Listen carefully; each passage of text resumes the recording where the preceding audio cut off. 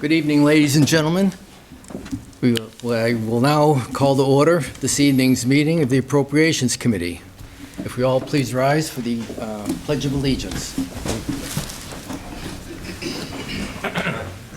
I pledge allegiance to the flag of the United States of America and to the republic for which it stands, one nation, under God, indivisible, with liberty and justice for all. Right, the first item on our agenda tonight is the approval of the minutes from March 10th. Do I have a motion to approve the minutes? I move. Janice Height made a motion to approve the minutes. Do I have a second? Tony Petit seconded.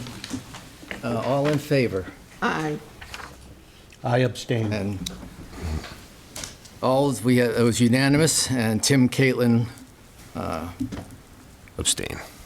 was not present for that meeting. So I'm sorry about that.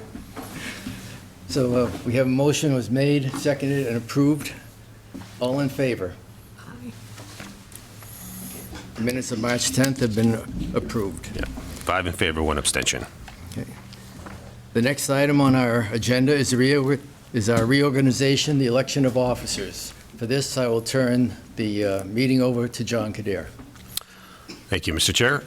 So this is your annual reorganization. So we'll be electing a chairman and a vice chairman. So I will start by opening the nominations for chair. Yes. I think that Rick stepped into a very difficult situation and has done an excellent job. He's also the senior member in terms of service on the board, and I would like to nominate him for chairman. Okay. Moving into debate instead of moving right into discussion. So we have a nomination. Is there for Rick as chairman? Is there a second? I have a second from George. Are there any other nominations for chairman? Seeing and hearing none. Any discussion? You okay with this, Rick? Yes. Always important question. I asked him, I know. I asked him last week. yeah. All those in favor? Unanimous. The second is the vice chairmanship, so we'll open nominations for vice chair. I'll make a nomination for Janice Height, who has been here with me for quite a while also. All right, we have a nomination of Janice Height. Is there a second? Second. George Brinkle seconds. Rick. Don't you get sick. Any other nominations for vice chair? Seeing and hearing none. All those in favor of Janice Height for vice chair? Unanimous. Very good. I'll turn the meeting back over to you, Mr. Chairman. Not really. All right, the next item on our agenda is to hear from the Aspet Valley Regional Technical School and their budget. And here presenting tonight, You're the vice chair. You could throw this on my desk. It's about time we had. Thank you. That's why I brought this. I won't be able to walk if I sit. No, thank you. Thank you. and if you could please introduce the people with you. Absolutely. Good evening, and thank you once again for hosting ASABIT for our annual budget presentation. My name is Ernest Houle, Superintendent Director at ASABIT, and with me this evening, our esteemed representative from North Road, Ms. Virginia St. George, who's doing a fantastic job as our chair of the school committee for the past 3 years. 3 years now, right? And then to my right, joining ASABIT this year in middle September, is Maria Silva, our new Director of Business Operations. Her predecessor, Chris, had a professional growth opportunity and decided to take that as what was in the best interest for his family. And that was around the July timeframe. So as the temporary business manager for a couple of months, I'm glad I'm no longer in that role and that I'm just superintendent. So Maria came on board and is actually from another tech school, Greater Lawrence. Up north, as she likes to say, because she lives in Andover.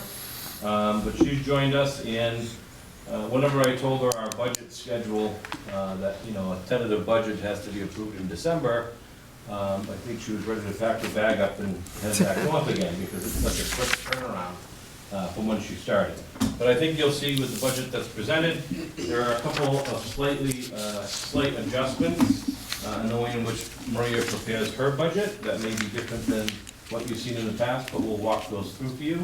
I will say, I believe the book, right, there's a typo that we found in the book, and we'll explain to you what that typo is when we get there. We assure you it's the greater number and not the less number that's in there, but it's an overall budget number. So quickly, I have a portion of the packet that you just received. The budget book is what we're going to be handing out at town meeting. It will be available to all community members. And we'll work from this PowerPoint presentation that we have here. But first, I'd like to just have you open up this book for one quick page here, to page 30, to kind of show you a student profile for the students from Northborough. And what you'll see on page 30 actually is that it's a student profile, and what you're looking at is a high school, it's the high school breakdown, but you'll see in your numbers, and John always says we have good years and bad years when it comes to financial pieces because it all depends on student enrollment. What I can tell you is this year your student enrollment for FY23, based on the October 1 numbers, have increased by 9 students.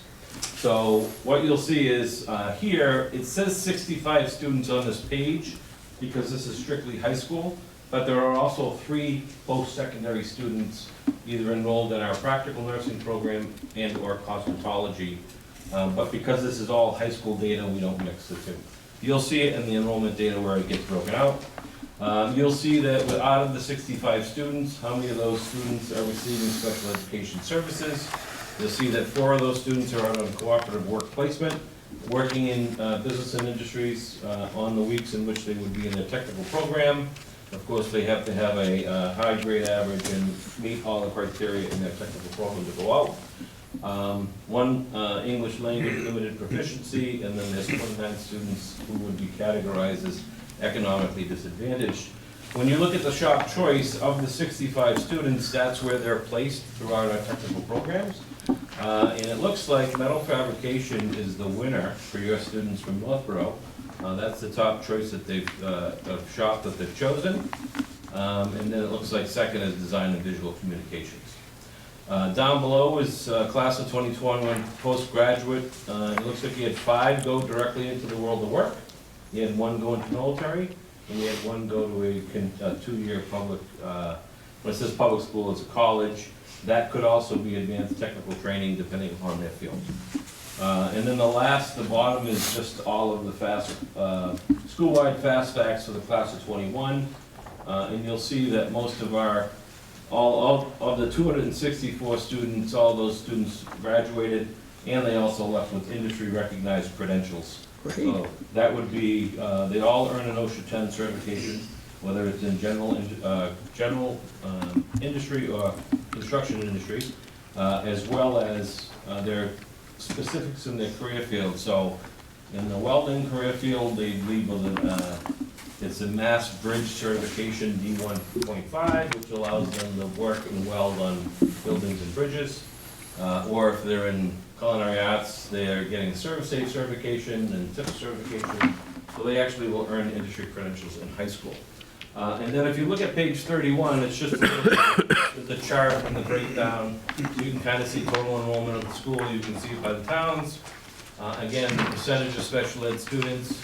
And you can see the breakdown between the 65 that, it's about 43, is that say 3? 43% of the students that come from Northborough are receiving special education services. That's the only thing we'll look at for the book. Just a couple other quick facts that I'll give you too. So with COVID, all school districts had to deal with COVID, and we're still dealing with that. Assabet was lucky, if you remember, we had a renovation project. We have very large spaces in the building, our shop areas, our classrooms. So we were fortunate and prioritized in-person learning when it came to career and technical education.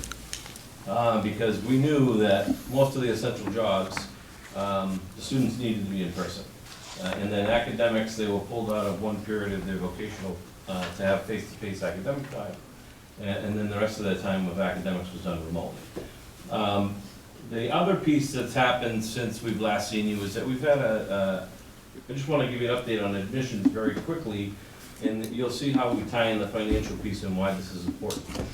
In June 22nd, 2021, the Department of Education had changed the regulations for admissions to career and technical and agricultural schools in Massachusetts.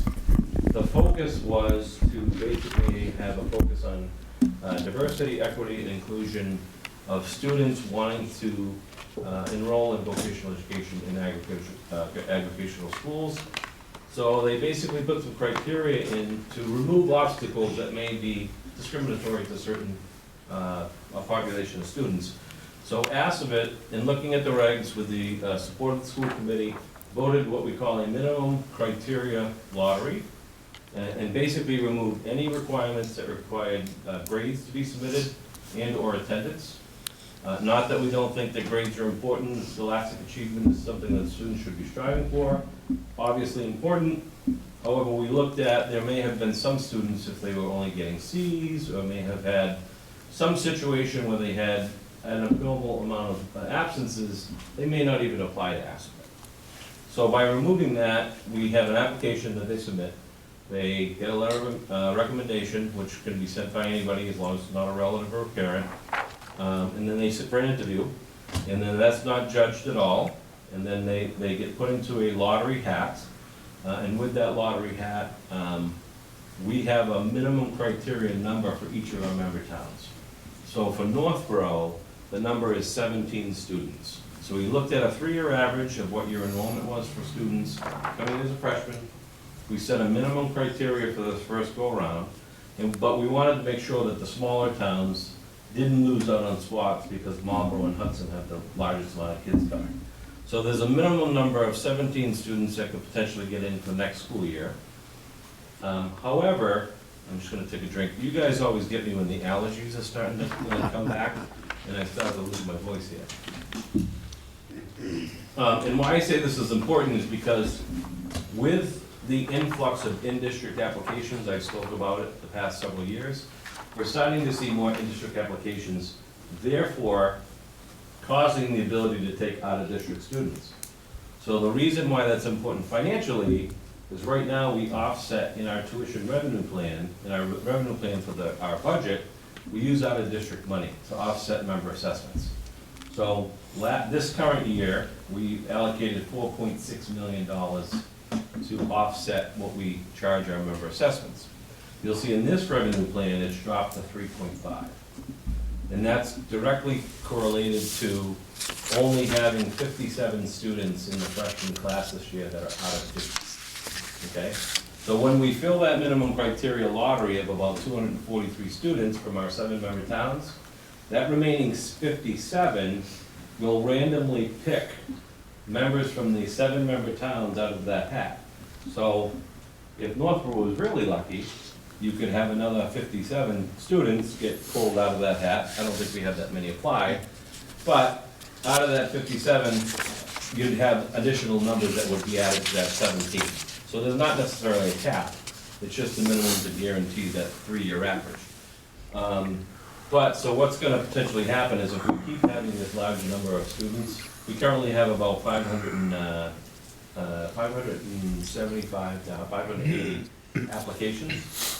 480 of those are in-district students, and the remainder are out-of-district, and we only take 300 students. So we're going to have 300 students of all in-district. We'll then have a wait list of whatever remaining in-district students are. That'll be our lottery, and then we'll do a separate lottery for out-of-district. So until we go through all of our in-district, we won't go and touch the out-of-district. So starting next year, and then over the subsequent following 3 years, you may see that out-of-district tuition money disappearing, unless they're in an upperclassman role that transfer in, or we're in the school and then, say they move to Worcester or something like that. They may still be in the school. We may collect some small amount of out-of-district tuition money. But I just wanted to put that out there, that Part of that is the regulations, but part of that is also the interest in Assabet. Okay. Question now, since we're on this topic. Your number 2 on the list here is other, behind Marlboro. So you obviously have a lot of out-of-district people right now Yeah, in the upper grades. in the upper grades. So Yes. you're seeing this as a forecast of... Yep, so for the Okay. past 5 years, we've seen it. When I started, I started in 2015. The year of the 2015-16 school year, we used to get about 175 in-district applications for, at that time, 275 spots. So we had about 100 out-of-district students. And then we've done some different recruiting, we did some rebranding, and focused on our in-district folks. And as that's happened, as well as other things that have happened in society, saying sometimes, the cost of the college education, you can kind of earn and work it as you're trying to pay for it, you go work for a company. Well, that's given vocational education a little bit more of a focus and awareness, and Governor Baker's also, funneled some money and funding to it. So we've seen that number drop. 57 was not the lowest, the year prior was like 46. Is it more advantageous to have, like, I don't know who this other category is, like Shrewsbury, maybe, Yep, that's. maybe with a bulk of it. Is that more advantageous for them to become a member, or for us, or They can't. they can't? I don't think so. Yeah, well, it's a long, complicated process. Is it? but- Okay. I So didn't what mean to take happens time. is, with the way the regulations are written, if we have available seats, we can open them up if there's no other member, folks that wanna come in. And that's what's happened over the past number of years. Okay. Clinton and Shrewsbury have probably sent us the most. To the point where most families from those towns think they're members. They don't realize they're not members of the town. We have a interesting situation with Berlin-Boylston, because Berlin is a member, Boylston is not, but the students go to the Berlin-Boylston Middle School. So half of their friends would get in, and the other half are gonna be turned away, most likely. So there is a potential of having members join the district. It's probably a multi-year process. The town would have to send a letter to the school committee. The school committee would have to entertain it and vote and have a full majority vote. So they can't do it. To have them do it, yeah. The problem with that is then it would end up coming back to the towns, but we'd have to understand what the buy-in would be. They would have to pick up part of the capital project that you folks voted, so Right. that would have to be all reallocated. We have to figure out how we determine their debt ratio, because they weren't members at the time, so we go back and look at the three-year rolling average of when they had students here. And I can tell you there's some interest from another town, Sudbury, that they didn't have any kids here back in that day, so that would be a challenging piece. And then you'd have a buy-in time of how they would potentially do that, but that would also change, you'd have to figure out ownership and all the, Right. yeah. Okay, I know it's complicated. So it's at least, it's not a solution to them, unfortunately, having students get in next year. It's a longer term. One of the things that I'm seeking is potentially, obviously, we can't put an addition on the building because it would be too expensive. I've already looked at a $70,000 square foot addition. That's another $50 million. And I don't think our towns have the appetite to do that while we still have this debt Okay. service payment. But we are looking at potential, is there long-term leasing that could happen, that I could potentially rent out a commercial building that has been vacated because of folks leaving because they're working remotely now, or business is closed due to COVID, so we're looking at some creative ways to potentially, I mean, it would be nice to service all of our students in district, and then if we had out-of-district kids as well. We keep telling the governor, because I've had a few phone calls from the folks in the big office about, what's happening in Shrewsbury. And I said, I don't have space. So when Assabet actually was renovated, they asked MSBA to expand, and they didn't allow it. So, so that's just quickly on the admissions piece, so. Is Tony? Sure. With all of that, what is your present rate of acceptance? In other words, among the applicants, how many get in? How many get in? Normally, we probably only turn away maybe 7 or 8, and that was in the old process. This is a completely new process. So we're still, as we even do the lottery, if you can imagine, just like on a bingo night, right, and you pull the balls, all the students would be assigned a number, and then we put all the things in a turnstile. Someone's gonna pull it, we're gonna videotape it, so that way if anybody questions anything, we can see it. But with that, unless they don't meet one of the criteria that I spoke about, like being promoted to the 9th grade, or if they have some kind of disciplinary action that's a 37 H&1/2 or 3/4 in the regulation, that's somebody with a felony or a potential assault and battery, those would be the only things that would keep the student out. Right, but then among the students who do meet the criteria, what percentage will you be taking in? This time around, if they meet the criteria, we're gonna take the 300, they'll be accepted. Everybody else will be waitlisted. And so what's the denominator? In other words, 300 in out of how many? 300 out of 475 in district, and then there's another 100 or so out of district. So those folks will all be put on a wait list as well. Because we do have some students, they apply, they end up spending the summer with their friends, realize they don't want to leave their friends, so they don't show up in August when they come to see us. And as soon as we take a note or try and make a connection, and they say, yeah, we've decided not to come, we then go to the next name on the list and say, hey, we've got an opening, would you like to come in? But it's correct to say that your acceptance rate is 300. Yeah, well, is a little over 50%. acceptance rate? Yes. The 300 coming in out of 575 applications? Right, right. Well, they'll be accepted, all of them will be accepted and just put on a wait list. So we accept all of them unless they don't meet the Actually criteria. show up, will be 300. There are Yeah. 575 applications, Oh, we have spaces for and 300. you'll have 300. Yep. So your rate is a little over 50%. Yep. All right? All right. So I'm gonna move on to this presentation real quick. On the second page, you have some topics there that we're gonna cover. I'm not gonna read you through all those, but you'll see as we go. I'm gonna bring you through a few slides, and then I'm gonna turn it over to Maria. I'm on the FY23 budget overview. It's the third page. And you'll see that the operating budget for FY23 is $24,108,684. It's a $1,004,684 increase, which indicates a 4.3% increase over the current year. And then you'll see the capital budget, which, like I said, it's a little bit of a different terminology. In the past, we've said that's our capital assessment from the renovation project. Maria does things just slightly different, but it's really the same thing. This is the 7th debt service payment for FY23, $1,867,875, and it's a $55,000 decrease overall. That will be shared by the 7-member towns, and we'll let you know what Northborough's share will be in there. And one of the things that I will tell you is, as we look at the budget drivers, I mentioned, our numbers of special education students and also our ELL students. So as we look at diversity and equity and trying to get more students who potentially would have obstacles in the past, we've also changed how we do recruiting. So we're seeing our ELL student numbers increase, as well as students with disabilities. We tend to have a student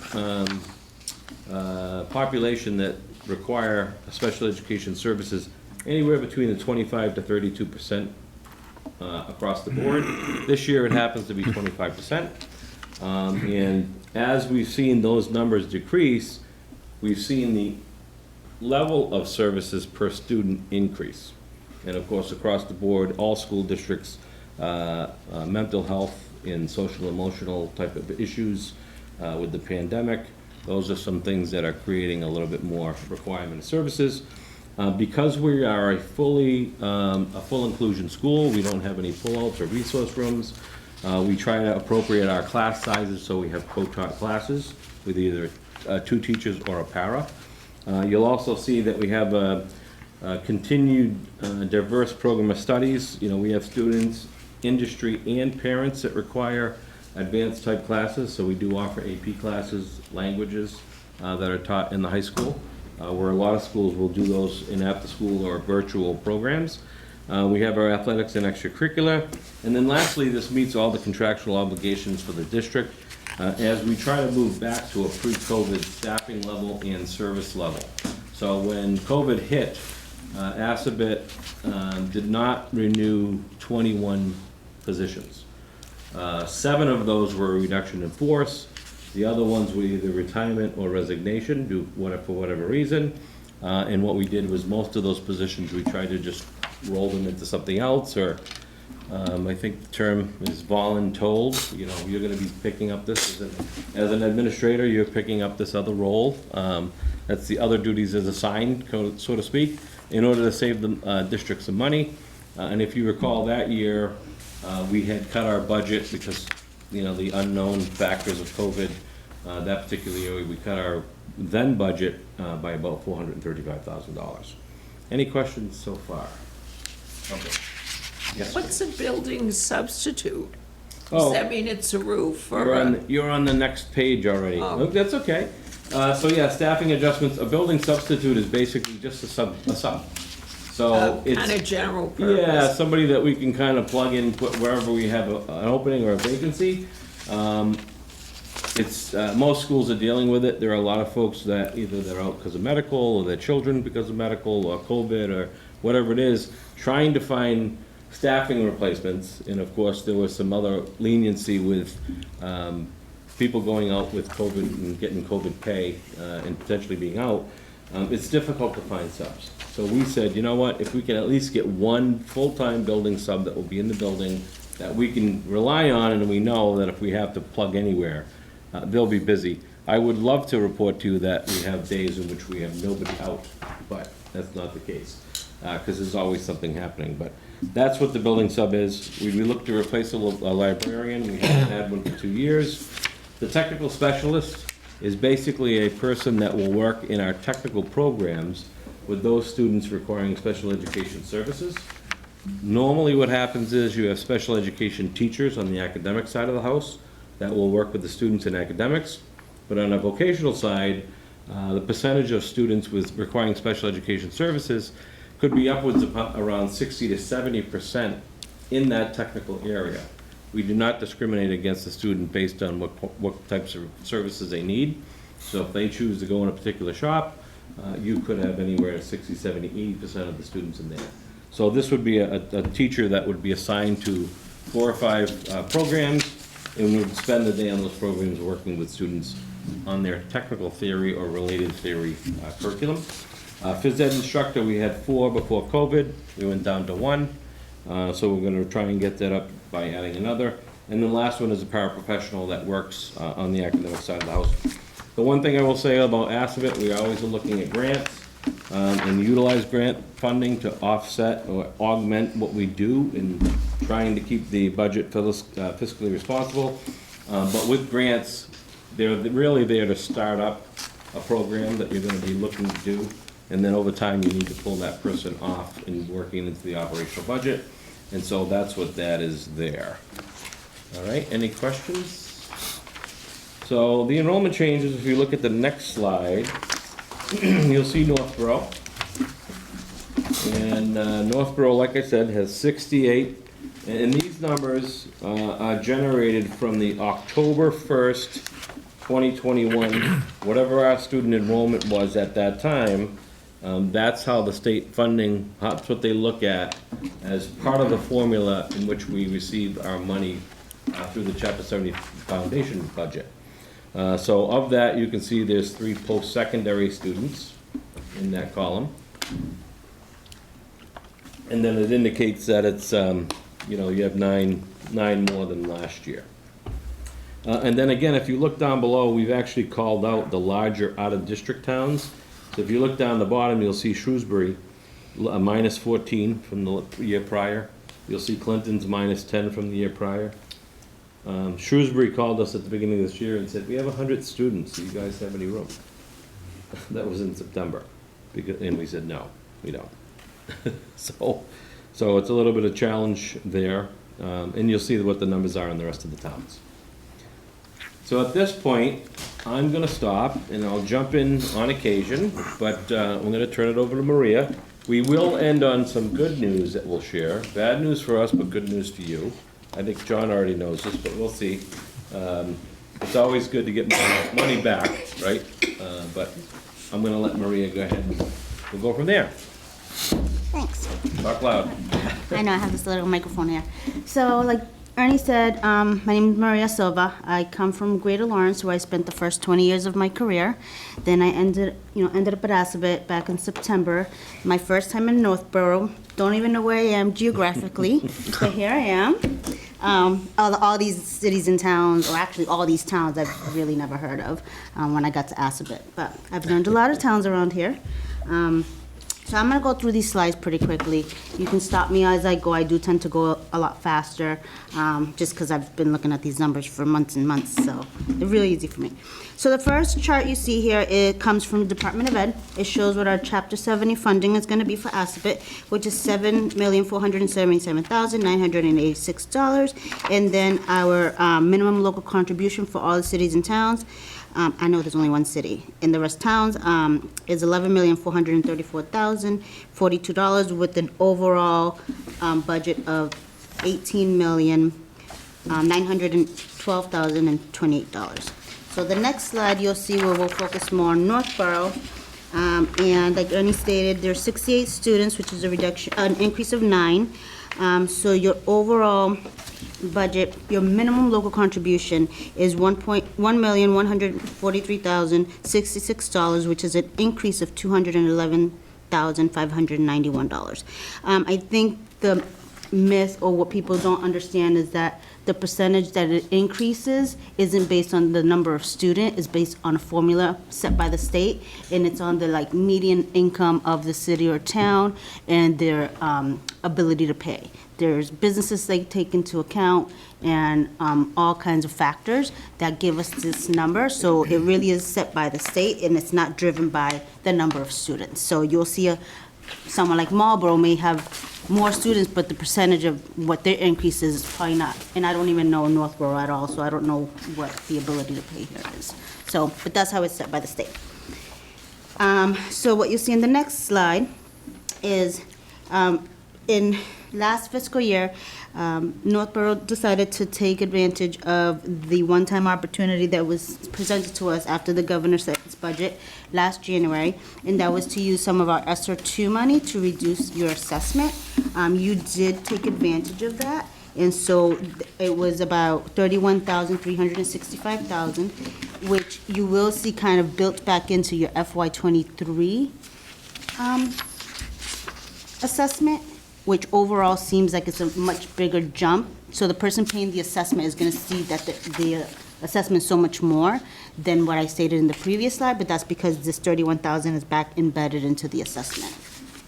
So, like I said, your overall assessment is still $1,143,066. The next page is our revenue plan. Again, our Chapter 78 is close to $7.5 million. As Ernie stated earlier, we do utilize out-of-district tuition, which this number will decrease as the years go on and we get less and less out-of-district students. This year for FY22, they allocated $4.6 million from out-of-district. Next year, we only are allocating $3.5 to kind of just, adjust our budget as we foresee it happening in the future. The other revenue sources we have here is we're taking $300,000 from our E&D, which is our excess and deficiency, which is the same thing, I guess, as free cash on the town side, and then interest income, Medicaid reimbursement, and E-rate reimbursement, for an overall revenue plan of $3 million. Oh, well, no, that's just that piece. And then we have our $667,889. That is our regional transportation. That number came out with the cherry sheet numbers. This number has been reduced from FY22.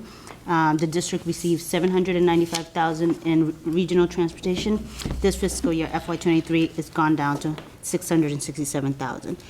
So the member community assessment, this includes other fixed costs that the member are obligated to pay, and I'll show that in the next slide. But our overall revenue plan is $25,976,559. Rick, can I ask you a question, if I may, in terms of the transportation? So every year the governor comes out, they're always the low number on regional transportation. It was odd that he decided to cut it, but I think one of the reasons he did that is he knows the legislature is going to restore it. So that number is highly unlikely to be the number. So when that gets restored or gets increased, how does that then get factored back? So the way I've always done it is actually not only just that number, not just the transportation number, but also the assessment as well as Chapter 70. So right now it's just at the House, and then it has to go to Senate, it has to go to the next. The joint conference. The conference committee. And then all the way till the end of July, really, around July 25th is when we get our final number, and that's when I, at Greater Lawrence, always brought it back to the school committee to re-vote those numbers. So it gets rebalanced based on the final And then- state aid numbers. So the first assessment usually goes out in July or August, so that assessment is based on these numbers, and then once the final numbers come out in July, again, we used to go and re-vote the budget with school committee's approval, and then reassess the assessments to the cities and towns, whichever way they go. A lot of the times, if they drop within the member communities, it ends up higher in Chapter 70. And then again, with the cherry sheet numbers, with the regional transportation, that number gets adjusted, it gets adjusted in your assessment as well. So I do redo an adjustment in September. And then we've had 1 year, the COVID year, where they did another adjustment in December. So we had to do another adjustment to the cities and towns during 2020. But that's the way I've always handled it at Greater Lawrence. And the other quick question I had was, in terms of the E&D, using $300,000 towards the budget, what is the balance in the E&D, and what percentage? Do you have a policy regarding what you keep in there? Yep, we have actually, and this will come up later, but we are exactly at 5%. We went over, which is where we will be doing. I'm stealing your thunder here. Sorry. It's okay. So that will come later, but we are at 5% Okay. of our budget, which is just over $1 million. Yeah, and I think, for clarification, I think the need for 5%, we try and reach that, because as you folks know, we're like a municipality on our own. We pay our own health insurance, we pay for all our snow removal, any upkeep and care for the building. Like many of our member school districts, snow plowing is all handled by DPW department, so that's not an additional cost that they pay. Obviously, being fully insured on an independent health insurance plan, that's that can come and go, and substitutes and long-term subs and all that type of stuff. So we tend to keep, try and keep some extra excess and deficiency up to that point of the 5% of what we can carry. So that way we can also use it to augment in the next, because you can only use that money in the next following school year that you've allocated for the last school year. And through the chair, if I may, and you mentioned health insurance, I'm just curious where you landed, because you had Fallon like we did, and as these folks know, Fallon dropped everybody in the public sector, and now they're just doing Medicare work. So how did you make out? I'm just curious. So we ended up with Harvard Pilgrim Healthcare, and As did we. Yep, and you'll see that, and it was funny because we switched to Fallon because we were with Blue Cross Blue Shield, and then our numbers went way up. We had high claims data. We were going to be 10 or 14%. Then we went to Fallon, and then it's interesting. Blue Cross came in and they had a huge cut, and I said, "Well, how can that happen when I was just 2 years ago at 14%, and now you're going almost 20% in the opposite direction?" But yeah, so we ended up, I think it was they gave us a very good rate, and you'll see a reduction actually in the budget. Most of our folks are gonna actually save on their plans. And just as a reminder for the folks that anybody hired prior to July 1st, 2019, it's a 75-25 split. 75% paid by the district, 25 paid by the employee. And after July 1st, 2019, it's a 70-30 split. So we've tried to control those healthcare costs from, whether it's additional monies and co-pays and things of that nature. Luckily, Harvard came in and actually matched what Fallon was doing, but at a cheaper rate. Yeah, we got a very good renewal through the bid as well, and we went with Harvard Pilgrim. So I'm glad to hear you guys. It worked out for you as well. Absolutely. Okay. Okay. We're on this side? Nope. Yes, Bob. Yeah, I guess, can you help me wrap my head around this? I mean, you're charging Northborough for the new students like $23,500 per student. When I look at Marlborough's numbers, you're only charging $9,000 per student. Can you explain why? Yeah, that's what I had stated earlier. So it's not, what we charge, the assessment is not based per student. It's based on the city or town's ability to pay. the median income in the town or city. It's that much. I mean, just to give you an example, for Greater Lawrence, where I spent 20 years in my career, our students that came from Lawrence we had about 1,200 students, and their assessment, minimum local contribution to the city of Lawrence was like 1.1 million. From the city of Methuen, we had about 283 students, and their assessment was $2.4 million. Seems like that gap is increasing, though. It just seems, So- Yeah, and it's, Yeah, you actually, if you look back on this FY '23 Chapter 70 page, real quick, I actually was gonna bring it up when we looked at it, but if you look at Northborough, right, and you had an increase of 9 students for an additional $211,591, but if you look up at Marlboro, they had an additional 29 students, only about $47,000 more than what you're paying. yeah, that caught my eye, and I'm like, So it's all based on, basically your ability, like you said, ability to pay, aggregate growth, wealth. is it that much of a difference between Marlboro and Northborough? According to the state formula, which I couldn't tell you or explain it because it's probably, right? Is Vigilant behind us? I think so. There might be some wastewater money in there. Just joking. I know it's a sore subject. Bob, just think of it this way, we got the MSBA project for the high school, if you recall, right? So back when the high school was renovated there, and we got into a dispute with the town of Southborough over how that money should be allocated, and the reason was it should have been allocated differently based on these wealth factors. So ultimately, we wound up with $1.7 million more because of the wealth differential between Northborough and Southborough. So, but it goes that way. There's communities that are better off than us, but going the other way. It just seems like every time I look at this, the gap's getting bigger. and Yeah. bigger. It's like, that's, And what was the reimbursement rate for Northborough, Southborough? It was probably about 48%, I think. all right. so yes, and I was on a call with DESI today, with some of the people from DESI, and this came up, because we're doing some PD regarding regional assessments. And I say, well, I go to the town meetings and I just blame DESI because it really isn't my formula, it's their formula. So I was like, they're like, oh, well, you can blame us. I'm like, it's your formula. I have no control over your formula. So, and Methuen up north where I live, Methuen always had a huge problem with it too, because they had a third of the students and paid more than twice as much. And we can actually, and Maria's done it in her previous role up at Greater Lawrence, if you wanted to have a meeting with DESI and meet with the financial people, they'll come in and they'll try and explain what the formula is, if you really want to spend your time to do that.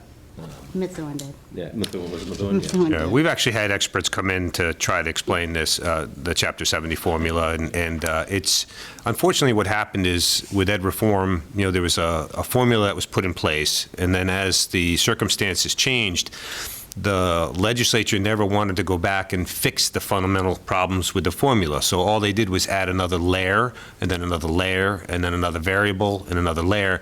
So it's so convoluted and doesn't make sense, because every time they modified the formula, the point was they were trying to hold everybody harmless, and then trying to shift the new money to where it, where they're trying to get it.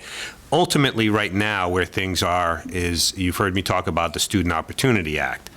Student Opportunity Act, now all the money is going to disadvantaged school districts. And again, from a public policy standpoint, you understand that. But you're seeing some districts getting increases in Chapter 70, 11, 12, 14%. We're getting 1% in Northborough. That's all we've gotten, that's all we're going to get. So all the new revenue that you hear about coming through the state is disproportionately going to the disadvantaged communities. And so as a minimum aid community, which is what Northborough is, we only receive $30 per student. That's why on Monday, when we have our legislative delegation in, here's a plug for you to be sharp on Monday, because you'll be at that meeting. We have asked the legislature and lobbied them for $100 minimum per student, so that Northborough and the other districts don't lose ground. And because, as you know, on an annual basis, this budget's going up 4.3%. Ours is going up about 3.5%. If state aid's going up 1%. we're continuing losing ground. And what you're seeing, Bob, is that disparity that you've noted, that gap is growing, but that's why. It's growing by design. But I wouldn't waste your time trying to understand the Chapter 70 formula. Better people than me. I've had the Commissioner of Education, I was at a workshop with the education folks, and they admitted right on the front that they couldn't explain it. That's a big gap increase. So if I can figure it out, I would be a genius. They don't even attempt it. Yeah, but worse is moving forward, we're not going to see any additional assistance in state aid. I have good news at the end. We'll continue. So, again, you have the minimum local contribution for Northborough, and then the regional transportation we alluded to earlier.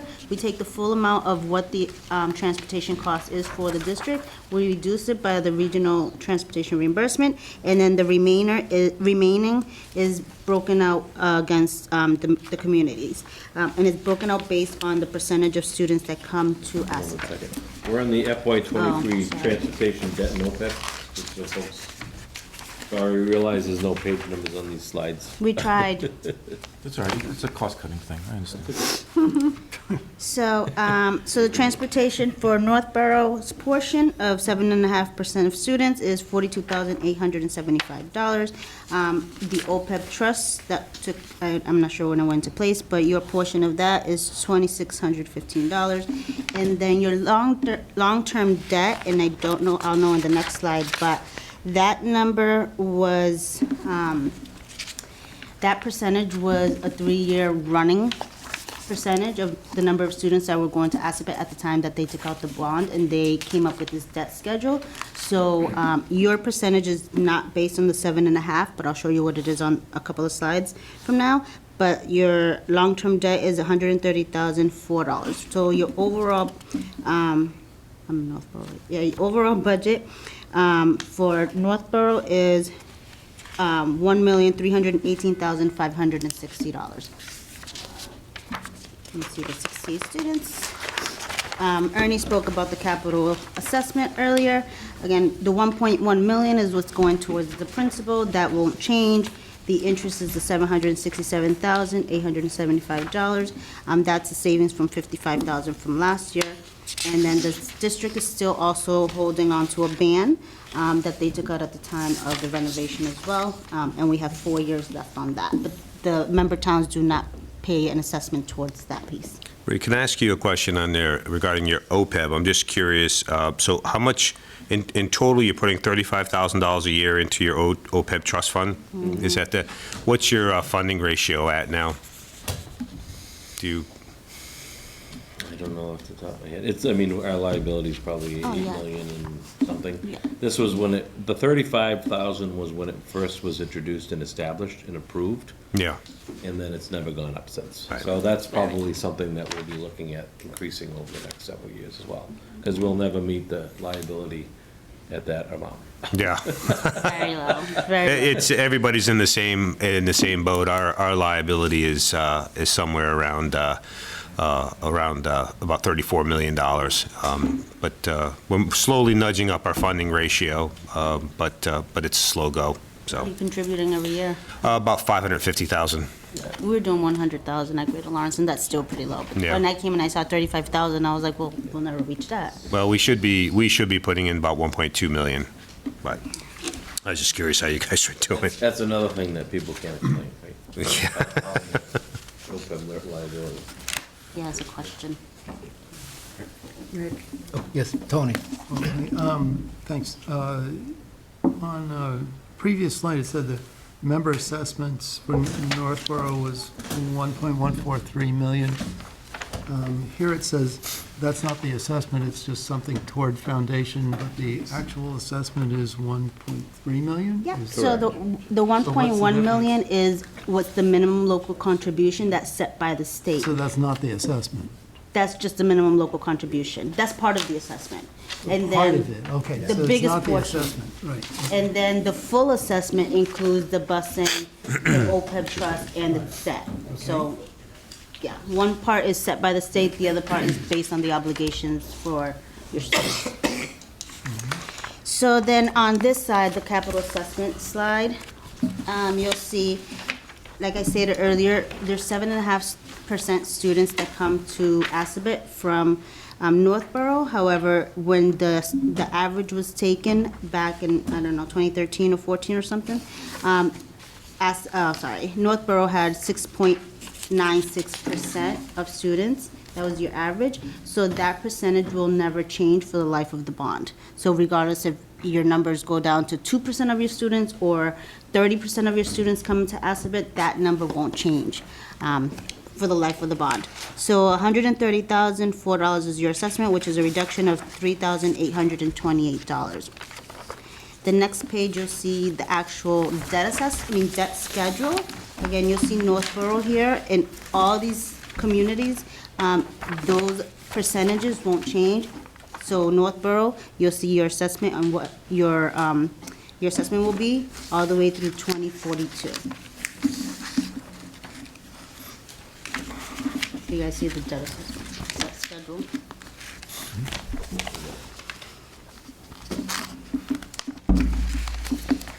So the last page really I have is the proposed expenditures. This is where you'll see a little bit of a typo in the book. It is the $25,976,559, and the book is $926,000. But we adjusted it here in the PowerPoint. These are the expenditures based on the function codes that I have to report out to the Department of Ed. So it's kind of high, big picture. You can see most of our expenses are within the instructional piece, which is all of our staffing for teachers and all of our equipment and supplies and everything for our students. And then the other piece that you'll see where Ernie alluded to earlier was the health insurance. Originally, it was budgeted for $3.1 million. And in FY23, it'll be down to almost $4.5 million. 2.5 million, sorry. I was gonna say. 2.5 million, it went down. And then the long-term debt, the short-term debt interest, I build it into the budget. My predecessor didn't not normally build it into the budget. It was kind of like on the side, but because it's part of that piece isn't part of your assessment, but it's part of our budget, it's built into the budget. And then your short-term and long-term debt, again, that was built separately. I build it within the budget because it's part of your assessment, and it's our overall budget, and I kind of just like to see the big picture of what the number is. But that's pretty much all I have as far as the revenue plan and the expenditures and where we're looking to spend the money. So the last thing that I will share, and then we'll take any remaining questions. We talked a little bit about E&D, up to that 5% threshold. Last year, there were a couple of audit reports that were not completed in a timely fashion.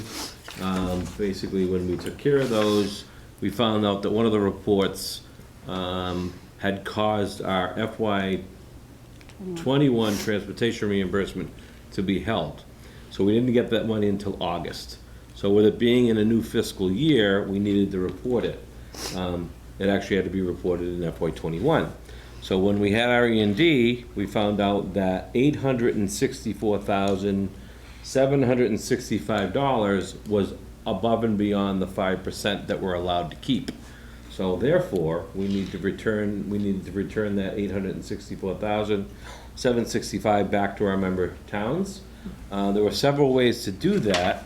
The school committee had voted, and we chose that in the first quarter invoice, than which you'll get your invoice for member assessments in FY23, the first quarter invoice of the $1,318,560 will be reduced by the amount coming back to Northborough, which is $64,620. So you'll see the first quarter invoice of that, $1,318,000 broken up by 4.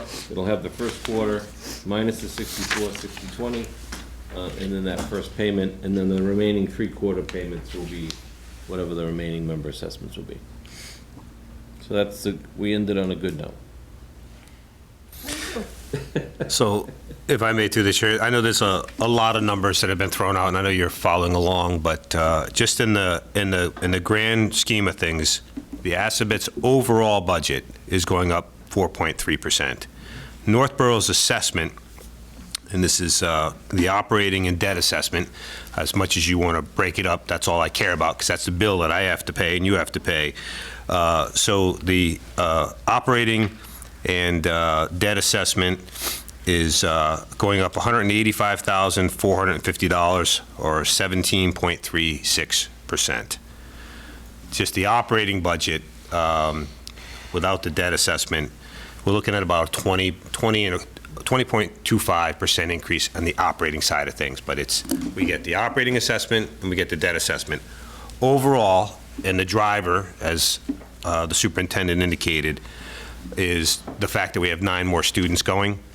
So our overall bill that we're going to pay at town meeting is $185,450, 17.36%. That's what we're looking at. That's what's carried. If you look at the warrant, that's what's being carried in the warrant. Does that make sense? There's a lot of numbers bouncing all around.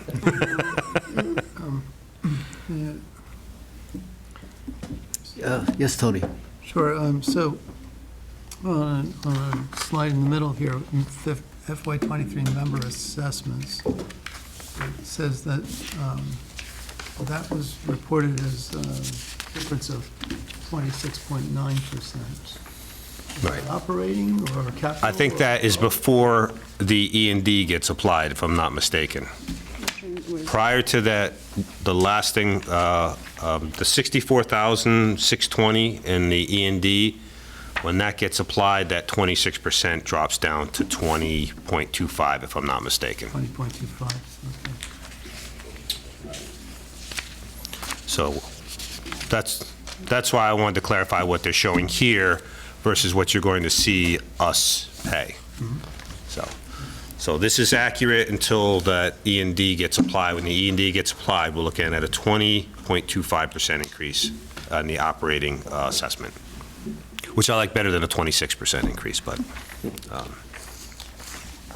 And I guess the only other thing I would say is that, as we always try and do, be good community members, we're currently working in the new DPW building. Yes. Here in Loughborough. Our carpenters, electricians, our HVAC students, painting and design and technology, helping to assume some of the costs of labor to get that building done.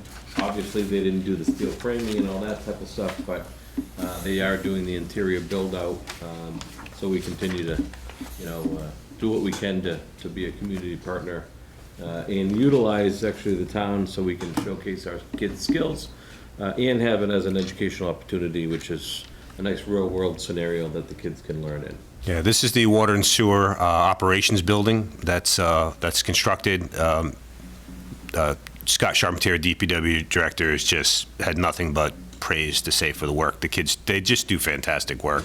As you know, previously they've done the gazebo at 135. They did the pavilion at 135. They rehabbed the snack shack at Memorial Field, which is really more than a shack. It's a full structure. The work is I tell you what, I wish I could hire them over some of the low bid contractors that we get, because we never have a complaint with the work these kids do, and it's a win for everybody all around. We did the house. And the affordable Habitat for Humanity house, the old Gale structure in the downtown, that was done in partnership with the Northborough Housing Corporation, Habitat for Humanity, and Aspet. That was a great project. Now, if I can get them to build a new town hall for me, I'll be all set. Yes, Tim. That was my question. Can the kids build us a new town hall? See, Tim, I anticipated. We could probably renovate this one, but No, like we did in the Walker Building in Marlboro for. If you have enough swing space, you have to work around their schedules and. yes, I did have a serious question. Besides that actually was my question. On page 26 in the booklet, Yes. you have average expenditure per student. Oh, yes. It's about 20,500. So if I take that 20,500 times the 68 students that we have from Northborough, that comes out to about $1.4 million. So, and our assessment is $1.3 million. So, looking at it that way, we are actually picking up about $100,000 in value from what our assessment is. Is that a correct way So, to? yeah, so what happens is, for regional schools, there's an additional cost that the towns would be required to pick up. And so that would be when Maria spoke about busing, transportation. Originally, when the school was created and you folks signed up to be a part of a regional group, at the time, you were promised 100% reimbursement for regional transportation, which would mean the member communities would be paying zero. But because there's a little caveat that says as allocated or as voted or as whatever it is in the legislature, it's never been at 100%.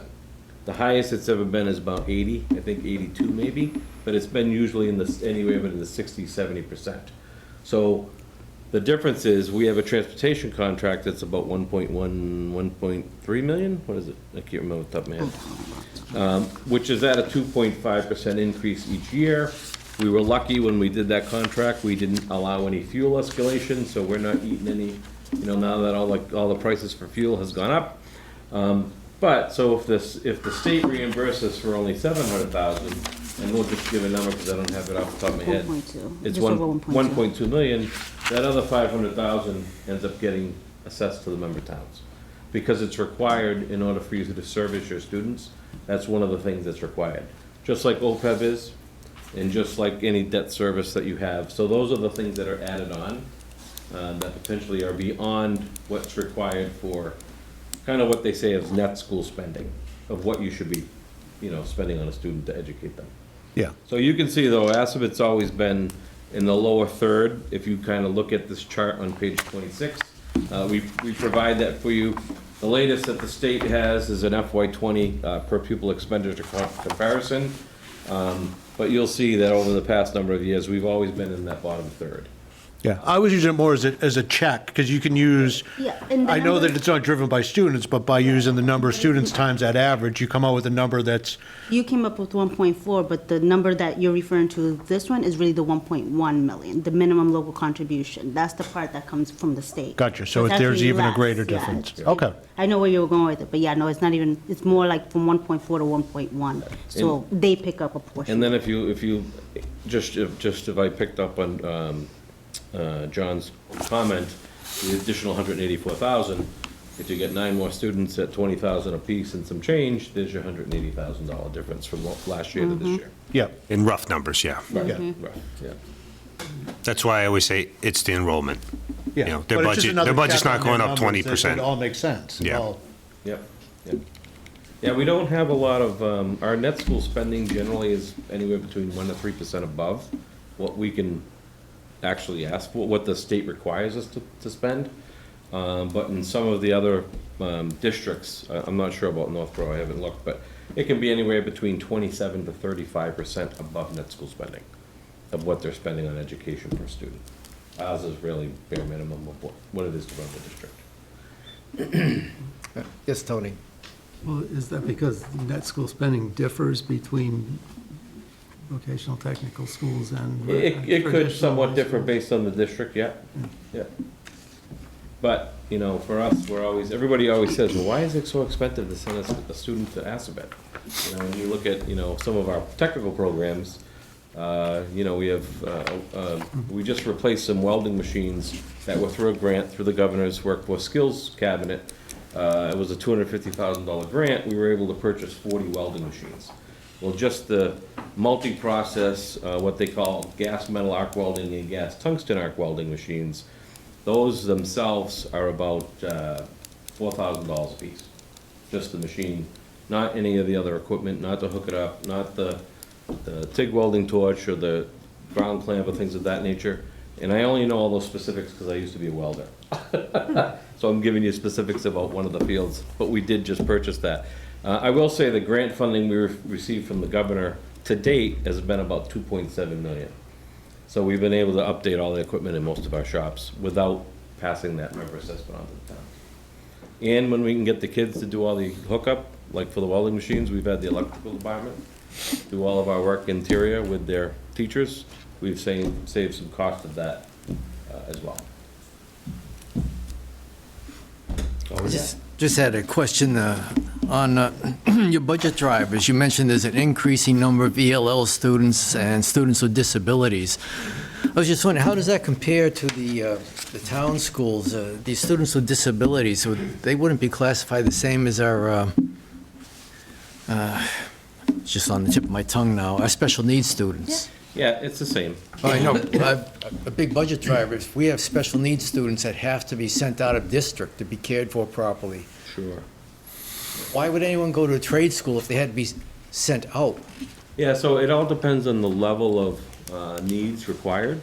So there are certain students that even potentially coming to Assabet, if they've been in a sub-separate placement type program where they need one-to-one aid, or some of the requirements are just learning basic life skills that maybe need a whole separate classroom, which is a pull-out.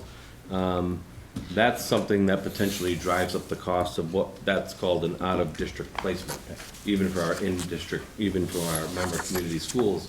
So that's specialized care. There are on occasions, when we have students, Northborough has been very gracious with us for what we call transition meetings.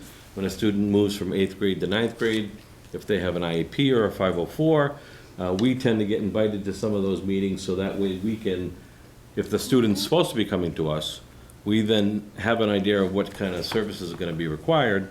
But a lot of times when the student walks through our door, we weren't allowed in some of our communities, we're not allowed to attend those transition meetings because there's a fear that the sending community might be on the hook for what services we're talking about we would provide.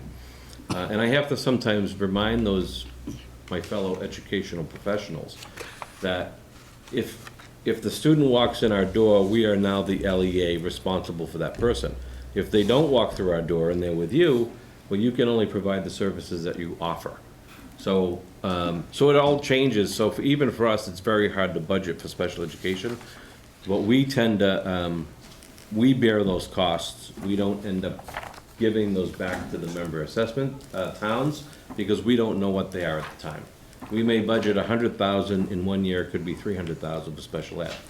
And one of the things for regional vocational, we're not allowed to access circuit breaker money for special education.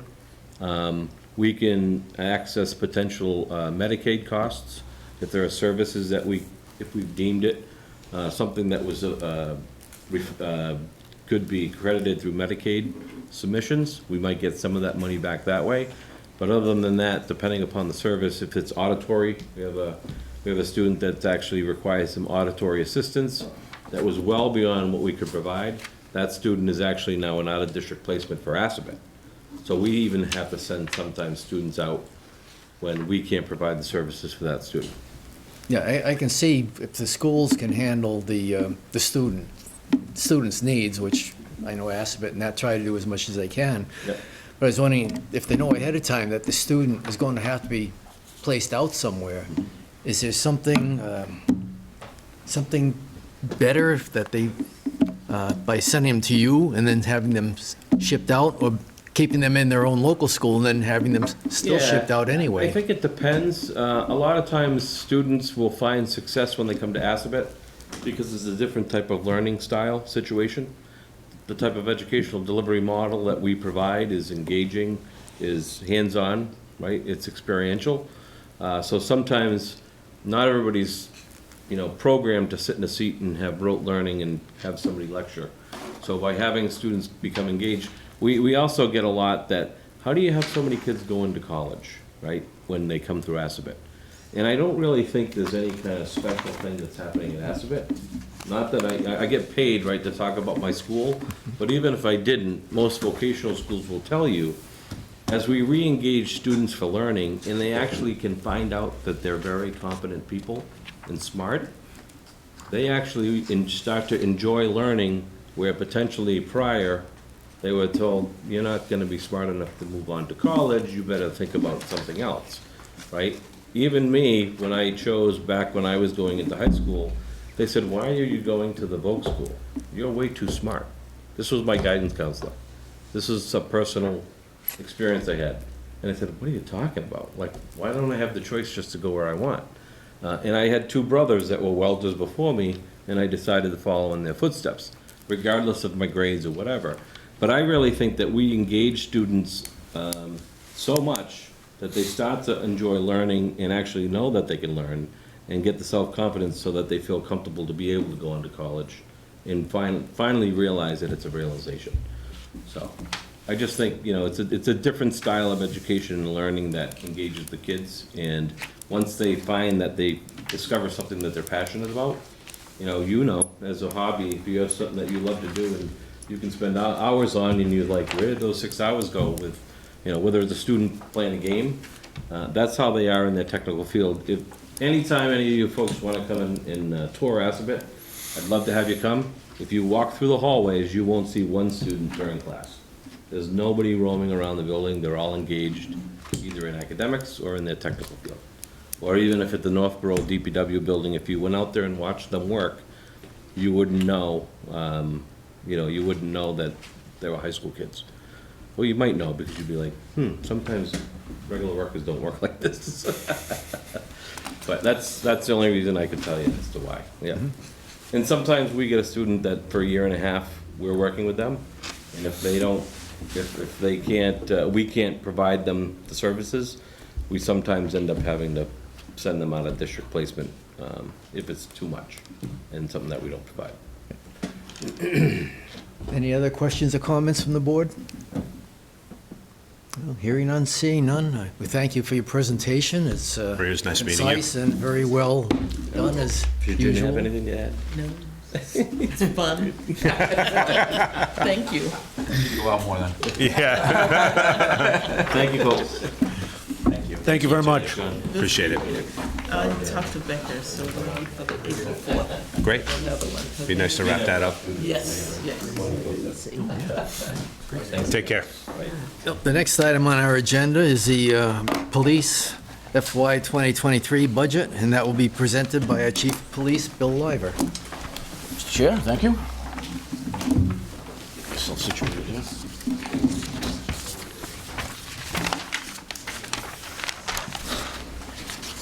I like what John gives me, but I can't read it, so I have my own larger version. That's what we need to do, a large print budget for some of our, We all do. Well, I like to be brief, so in essence, we're just a hair shy of a 1% budget cut, reduction, so any questions? No, Okay. thank you. Are we done? Thank you, Chief. I heard you were retiring at the end of the year. What's that? Are you retiring at the end of the year? That's classified. No. Oh, I'm don't not. be Not chicken-hearted. today. I've known you since you were that high. No, I'm reaching my maximum age before I have to retire. That's shocking. I know. So, I don't believe it either. That would be in 2024. You guys have term limits? You have to get out We have by... to retire at age 65. Fire have to be out at 65. I wonder if we can do that for our government. We got to do this for everybody. Well, I may have to retire at 65, but it's also been 44 years, so. All right, most of the reductions are in payroll. We have a bunch of new patrol officers, and they're all starting at the lower end of the pay scale in the brackets. We have sergeants' salaries went down by 1.26%. That's because we had a sergeant's vacancy, and we promoted a sergeant last year at the end of the, it was August, September timeframe. So he's at the lower step starting for the sergeant's range. Patrolman's salaries, same thing. Several new patrol officers, again, all at the lower end of the pay range. Dispatcher salaries, same thing, modest increase, and that's only because they a contractual, step increases for some of the dispatchers that are there. So the more senior dispatchers, they get their annual step increases. So that accounts for that. The lieutenant salary is decreased. That's the 22 budgeted amount was for the previous lieutenant who was at the higher end of the pay grade. So well, I would say my new lieutenant, but he's been in the position since about August. He's at, again, a different starting, a lower rate at, so that's a 3.63% decrease in that salary. Christmas overtime went up a little bit, about $765. That just accounts for what we've historically kind of gone over that. I can't really budget for that. It depends on how the schedule works and who's working, and what their rate of pay is, because the schedule rotates. You know, you could go 2 or 3 years having Christmas off, and then you can work 2 or 3 days. So if it's a senior dispatcher, it goes up, and we've gone over that by, you know, that's an average of increase just to cover that. Let's see, dispatch longevity, that went down considerably again because we had 2 dispatchers leave and we replaced them with new dispatchers. So again, at the lower starting point. Same thing, holiday pay, that's just a result of lower hourly rates due to the newer employees. And same thing, there's always a trickle-down effect with, on all of the other associated payroll categories. The dispatcher's differential went up about $1,600. It doesn't seem that would be the case because we have a decrease in dispatcher salaries, but we do have 3 dispatchers that have been there long enough that they're seeing differential increases along with their pay increases for the shifts. And so basically that's, again, the payroll is what has resulted in the lower budget decrease. Before anybody gets too excited, if I can chime in, we have not settled any of the collective bargaining contracts. So these budgets, all the budgets that you have reviewed and will review, do not have wage increases for July 1 or contract settlements. So that's for union members and non-union members. That is all being budgeted centrally in the Personnel Board account pending settlement of those contracts. So that's why you're going to see, you know, most of these budgets are going to be either flat or, you know, around 1%. That's typically what you're seeing is increases in expenses, but there's no wage increases in these budgets right now. In the expense lines, we got notification of a rate increase from utilities. Last year, we had our 2 high-efficiency boilers put in for our natural gas boilers, and we got a notification of about a 14% increase in our natural gas fees. So that's just a direct result of the notification that we received and the percentage that we were going up. Radio maintenance, I've asked for an extra couple of $1,000s. Our radio system is getting older. And I need to replace batteries for the portable radios, and the batteries are basically about $110 a piece, and I need 22 batteries and some spares. So there's basically that accounts for the radio increases.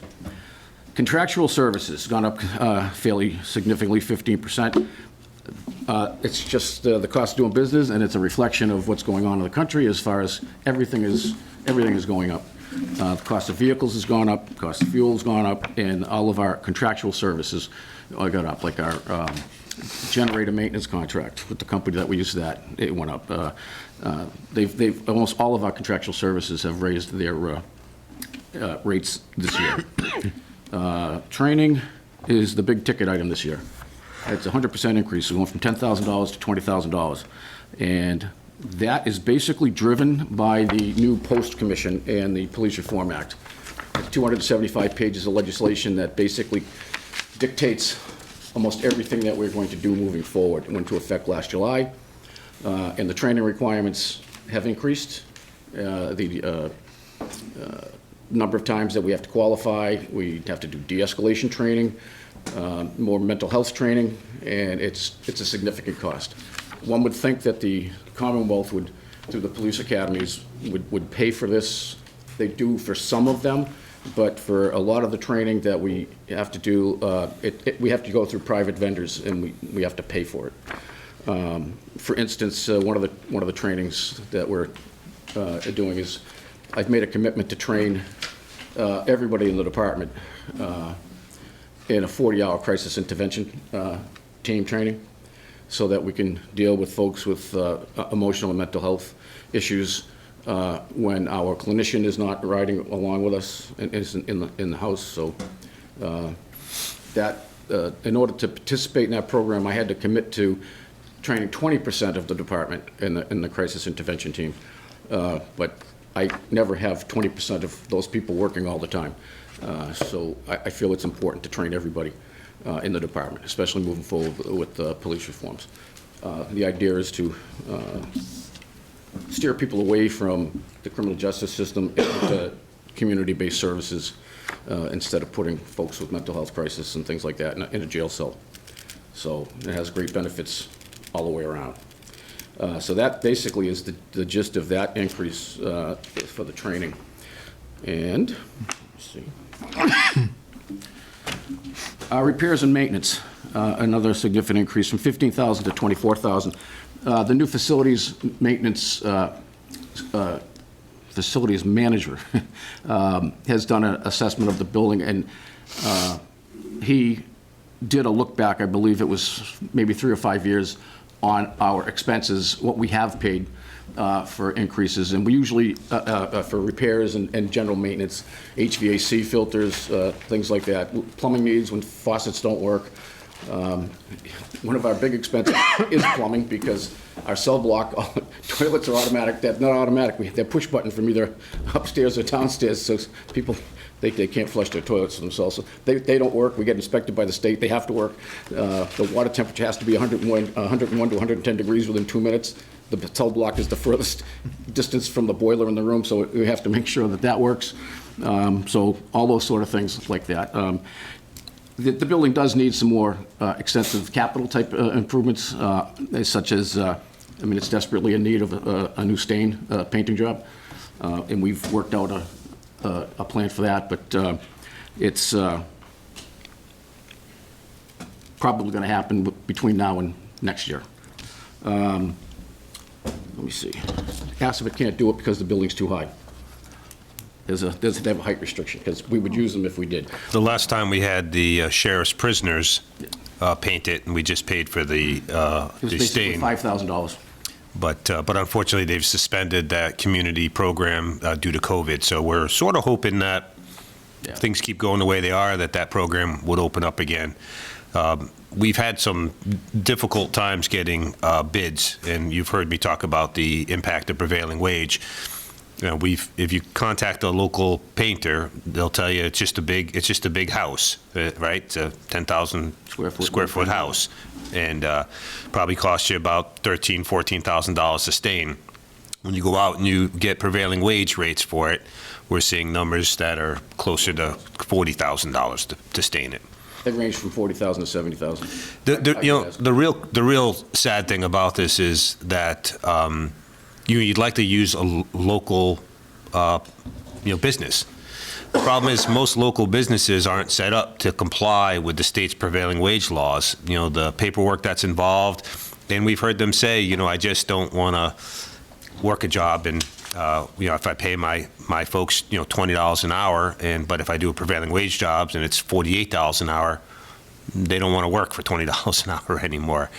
So what you wind up happening is you actually box out your local small businesses.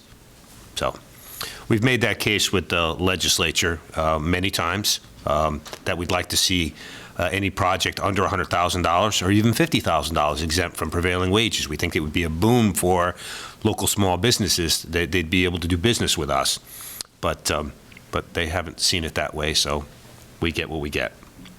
A local painter did give us a price of $13,000, and that included replacing some clapboards that would have needed grease, some wood rot and the trim boards, and the painting. But like I said, when the facilities manager did an RFQ, the lowest bid was $40,000, the highest was $70,000. So, $70,000 to paint a building. It's Not insane. something we get Assabet in on. It's too high. Well, they can do the interior of the building except our lobby. They have a height restriction. They can't go up on lifts and things over a certain height. At least they did when we had it painted the last time. I should actually check on that again, but I don't. It's 3 stories off the back, so it's too high for the kids. So that is repairs and maintenance, and the other increase is just a modest increase of $2,000 in my field supplies. Field supplies are things that we need, flares and cars. What's the big, ammunition. We have to qualify now 3 times a year. We have to do scenario-based training. Ammunition has skyrocketed in price, because, you know, depending on what party wins the election, ammunition sales go off and I can't get them. If you can't even To find train. it, yeah. What's that? If you can't even find the ammunition.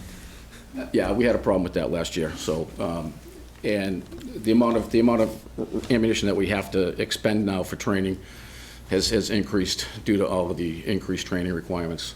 And it's also one of those, it's a low-frequency, high-risk situation when a police officer has to draw a weapon, and you really want them to be on target and not miss, and you know, hit an innocent bystander, God forbid, but it's a critical skill, and we just have to do it. And that basically sums up what we had. Through the chair, if I may, Bill, do you just want to speak about your capital project that's on the town meeting warrant for the cruiser replacements Oh, yes. while you're here, so you don't... Sure. This is our normal schedule is to replace cruisers 3 one year, 2 the next. In 2020, that was a 2-year cruiser replacement, but due to COVID and lost revenues and the uncertainties, the town was very conservative, and we cut one of those cruisers out. Our vehicle maintenance schedule is very specific. We buy the cars with extended warranties, so we keep them for, you know, some of the warranties, depending on the make of the vehicle, are $100,000, some are $125,000. We keep them for 4 years in the patrol fleet, because about that point in time, they're at the end of the extended warranty period, or at least at 100,000 miles. And with cruisers, they're basically running 16 hours a day. We try to keep at least an 8-hour period where they're not on the road, because the idle time alone, just sitting on the side of the road, it's often an accident scene, it adds about 25% more in mileage for wear and tear. That's the standard fleet maintenance estimate for a vehicle that has to idle, especially a police vehicle used at 16 hours a day. So it may say, you know, 100,000 miles on it, but engine wear actually similar to 125,000. They're hard-use cars. They get driven hard. They have multiple drivers in them. So you can imagine if 3 people are assigned to one car, and it's driven pretty much 16 hours a day. They take a beating. And so in 2020, with that one vehicle not added, that has had a trickle-down effect where most of the cars that I have 3 vehicles now that are over 140,000 miles. Because those drivers assigned to that would have been assigned to that car have been assigned to other vehicles. So some of them get run around the clock, some of them get, so my fleet supervisor does a nice job of trying to balance them out, but we always try to add the mileage to the oldest cars, because they're the ones that are scheduled to be replaced next. So this year is a 2-car year as well, fiscal '23, but the idea is to use ARPA funds or... Well, it'll be free cash, so we'll be doing the 3 vehicles instead of what would normally be a 2-vehicle year, just to get caught up again. As we said, when we cut the vehicle, that it's fine. The need doesn't go away. We just need to make it up when we recover from the pandemic, so, yeah. And the offshoot to keeping the cars longer than that is they drastically reduce in their trade-in value. I don't know why anybody in the world, kids like to do it, some people like to get old Crown Vics, and you would never get me to buy an old police cruiser, because I drove one for a lot of years, and I know how I drove, and I just wouldn't buy one. You know, guys chasing after people go through yards over rock walls, they're not pretty. We used to sell them to taxi cab companies, and they'd refurbish them, and it was good money. They would pay top dollar for them, but that market's sort of gone away. I have a 2015 Ford Explorer that we're trading. Actually been waiting for about a year to trade it, because I can't trade it until the new one comes in, and they've been back ordered for almost a year. Actually, last year I ordered what would have been our first hybrid Ford Explorer. And due to chip shortages and other parts shortages due to supply chain issues, Ford canceled that order last October. And they reordered it back in last November, and it still has not appeared. It was also we were going to get about a $5,000 Green Green Communities Grant. Communities grant that would have been used to offset the price between a gas engine and the hybrid, and what was left over would have been about $3,800 that could have used to add to the cost of upfitting the cruiser. And it has just gotten to the point where I told the vendor, cancel it. They had a gas engine, a Ford Explorer there, because I just need the car at this point in time.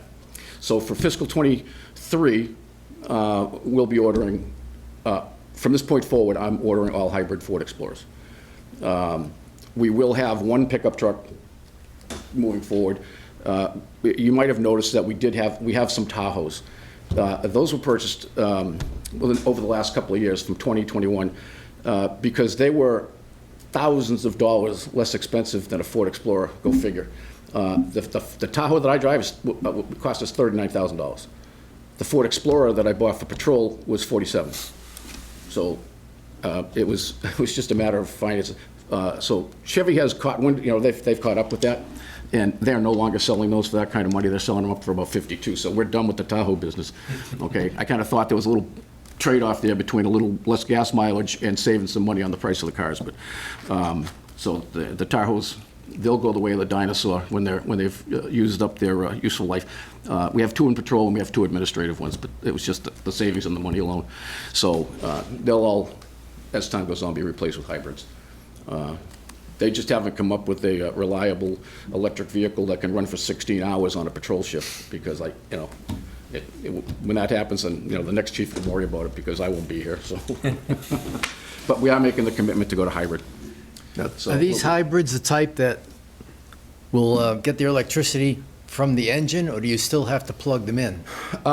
When you're idling on the side of the road, the engine shuts off, and everything is on. The thing that people need to, I try to remind people of, we have a tremendous electrical load in the cruises. There's 4 radios. There's a 110-volt printer that's in the armrest that is connected to the computer, so all our citations now are automatic. They just enter the data on the computer screen, and the citation prints out, so you get like an 8.5 by 11 sheet of paper. It's a roll, but that's, and it's heat-sensitive paper, so it takes a lot of current, or amps, I guess. And then the computer itself is run off a 110-volt inverter. And when you're trying to make 110 volts out of a 12-volt system, it drains the battery very quickly if the engine's not running. So what'll happen with a hybrid is it'll shut off, and there's a sensor in there. When the voltage gets down to a certain level, the engine will just kick on again, and bring the charge it up a little bit more, and then it'll shut off. But it does, like when you're coasting and rolling, the engine will shut off and you'll roll. I mean, it's this. I don't know how it works. My son drives one in Hopkinton, and he said he likes it. So I was just saying, because I've seen some hybrids that still require them to be plugged in overnight. no, these don't. Okay. No, yeah, when they're driving, I think that charges the battery. My concern was it's all these people buying the electric cars and that an EMP blast, anything, a hacker going on our electric grid, you're out, you're down. Cars are down, anything. I just want to know what they're going to do with all those lithium batteries when they're dead. I asked that one about the first, I was looking at the Prius. Yep. They said they're good for the life of the car. I said, well, what's the life? 10 years. I said, well, I keep my cars for 15 or 20, so how much does it? Well, it's $10,000 to replace the battery pack. I said, when the car's 10 years old, you're not going to replace the battery pack, you're just going to get rid of it. Now you got all that going into landfills. And I don't think they can go to landfills. I know they can't. Matter of has to fact, get what we've been stockpiled. told is that a lot of these car batteries they get refurbished and they get sold to solar farms or for solar installations, and they'll use that as the battery for like a home solar installation instead of buying the batteries new, because apparently they have a higher storage capacity and a longer storage rate time. So I don't know. Not my thing. Any questions or comments for the chief? No, seeing none, thank you for your report. Thank you very much. Thank you, Chief. Thank you, Chief. Next on our agenda will be the fire department budget for FY '23, and that'll be presented by our fire chief, David Parenti. Can somebody tell me how to get first on the agenda? I'm just curious. We saved the best for last. Always last. We saved the best for last. You didn't bring the coffee and donuts last week. Gosh, it hurts. Well, thank you, Mr. Chairman. He's a native. You're not a native. Yeah, I'm not a native, I know. I've been here 6 years already. It's based on seniority. I'm afraid you're still a noob. Still scares me. I've been here 6 years already. Wow. So, very busy year for us last year. COVID really beat our guys up pretty bad, both mentally and physically. They were just, it was a tough year between having a decon. Every time the truck rolls out, it comes back, you have to decon it. Costs went through the roof with everything. But tell them how many of you guys had COVID. So we went 2 years with zero guys with COVID over Talk 2 about years. caution and protocol. We were the last department to actually have a positive. Yep. And that didn't come across until Omicron came out. And then I had a whole slew of them in one 1 month period. Now it's gone. But it was, we went 2 years because the guys were outstanding. I mean, they're within inches of treating people with COVID.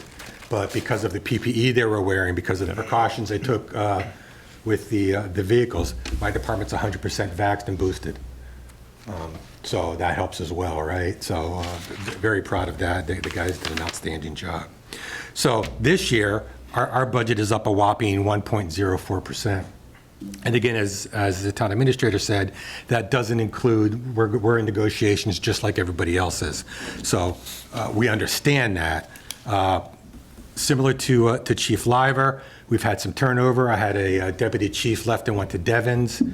Not deputy chief, a captain. He became a deputy chief in Devon, and therefore everyone moves up. You have lower pay.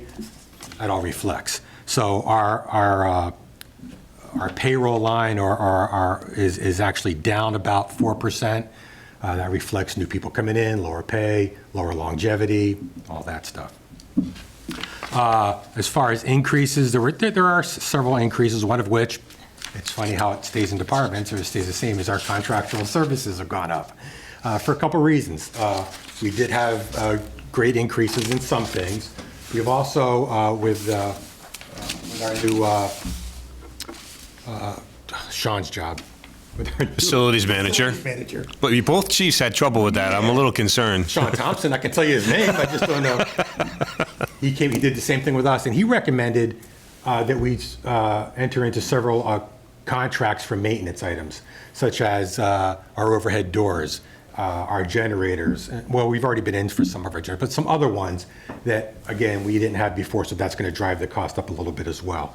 Our overhead doors are a nightmare because they get abused, they get used a lot, and when they don't open, it's a serious problem for guys trying to get them open at 2 o'clock in the morning. So he recommended, he looked back and said, well, you're paying this much per year to get them fixed. Why don't you pay this much to have someone come in every 3 months and take care of them? I said, well, that kind of makes sense. Why don't we do that? So he's been awesome. So we did have that increase. There's a little increase in vehicle maintenance strictly because costs are going up to fix vehicles. That's parts are outrageous. Listening to Chief Liver speak made me think of, they do now make fully electric fire trucks. You know what they cost? About 1.5. About 1.5 million. There's several of them out there, but they're in places like big cities, right? Call Musk, he'll hook you up. Right. And I'm like, I don't know if I want to put a full electric fire truck out fighting a fire and have watch the battery gauge drop as we're sitting there for 12 hours. Because sometimes I've been on scenes for 12, 24 hours sometimes. It's crazy. So, but they're out there if you want to spend $1.5 million on them. It's kind of crazy. We did have a slight increase in building maintenance. Our building's getting older. As you know, there is a fire station project in the works, but until that happens, we still have to maintain what we have. We've had some septic issues. We've had some. So it's not that the building's falling apart. It's that all the stuff that makes the building run is falling apart, just because it's old. That kind of happens. So we just had to have some increases to cover that. One of the other things is when COVID first hit. As all departments did, we looked and saw where can we reduce things, what can we do? And one of the things we reduced was our capital outlay line. Now, we have a capital outlay line of $30,000. That's what it was when I came here. And that is used to replace things such as turnout gear or fans or portable pumps, things that don't fall under the capital items, that wouldn't fall under our capital projects because either aren't going to last enough or aren't worthy, aren't expensive enough, but they are capital items.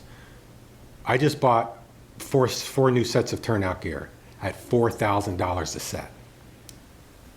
That's outrageous. They last 10 years.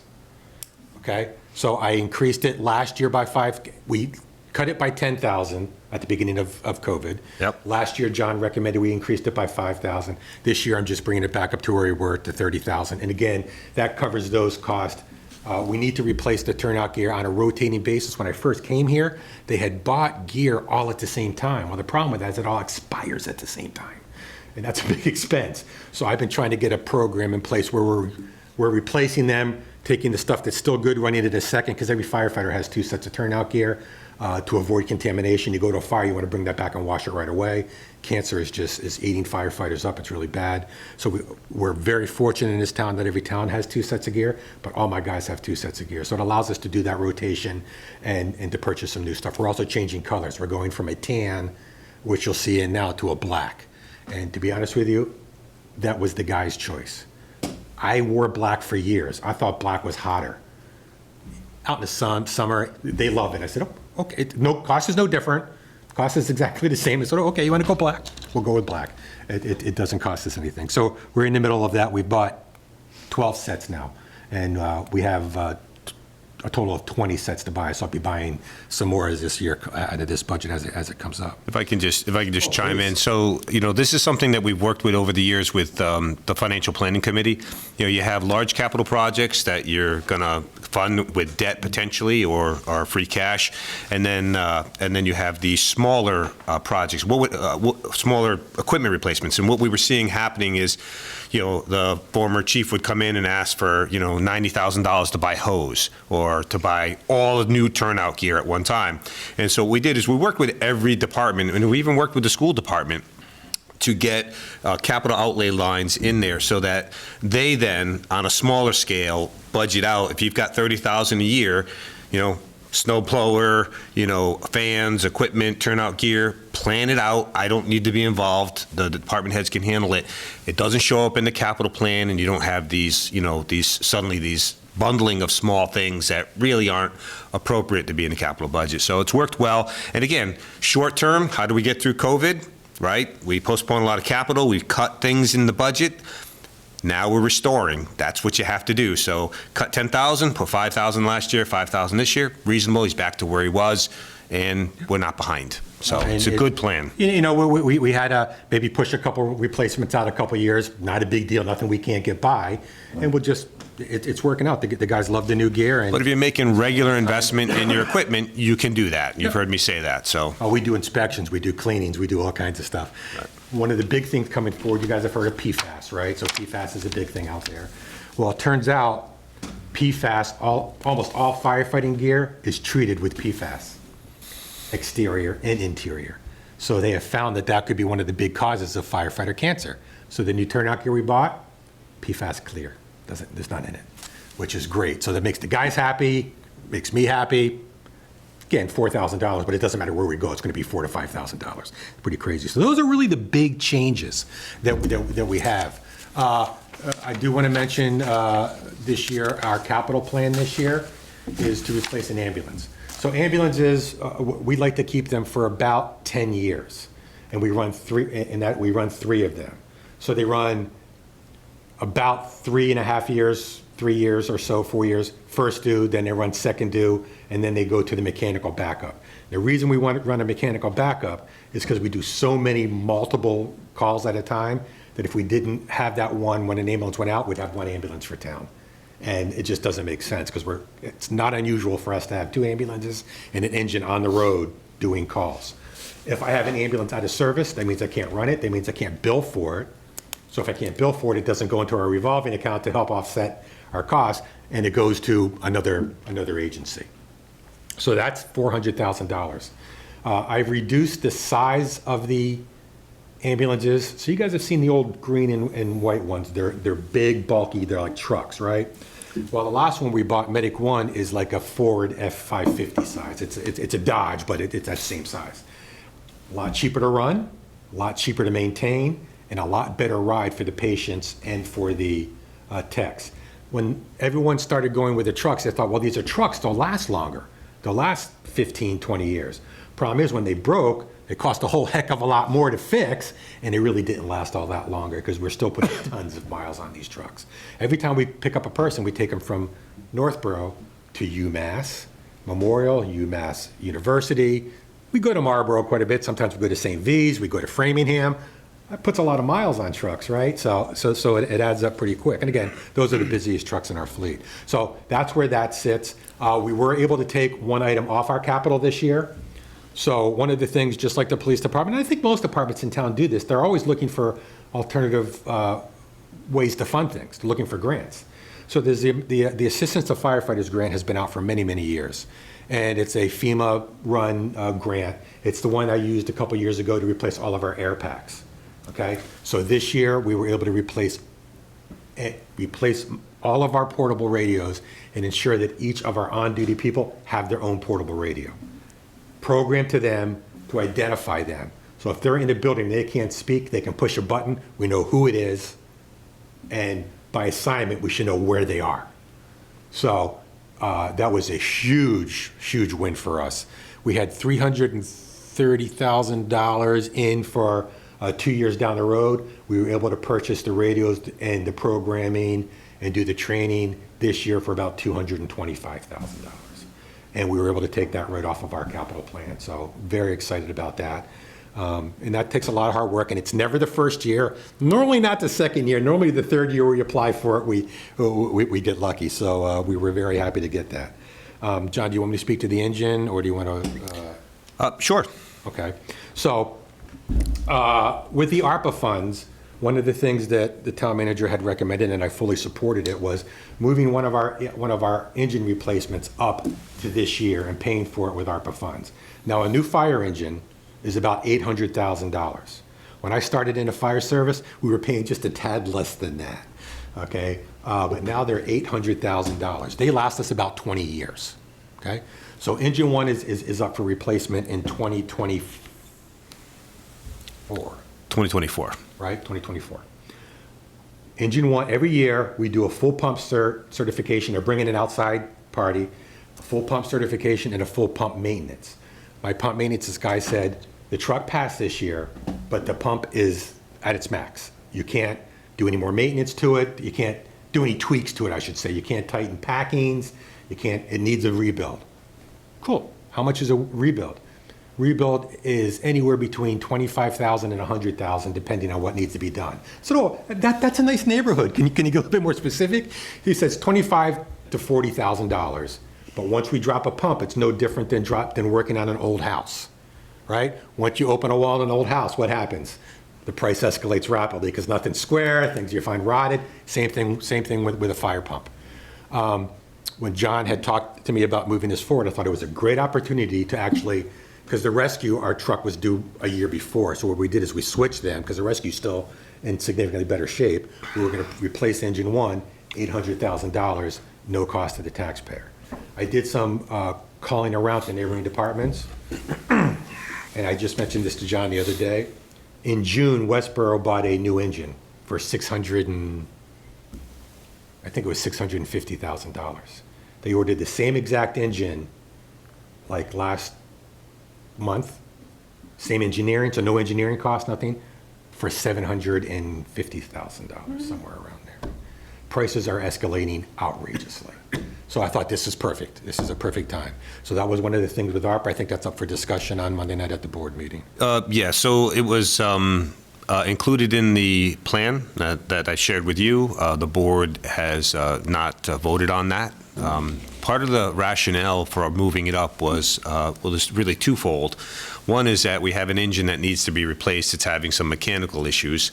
And so it makes sense to replace it, obviously. You're going to have to do that one way or another a year from now if you don't do it now.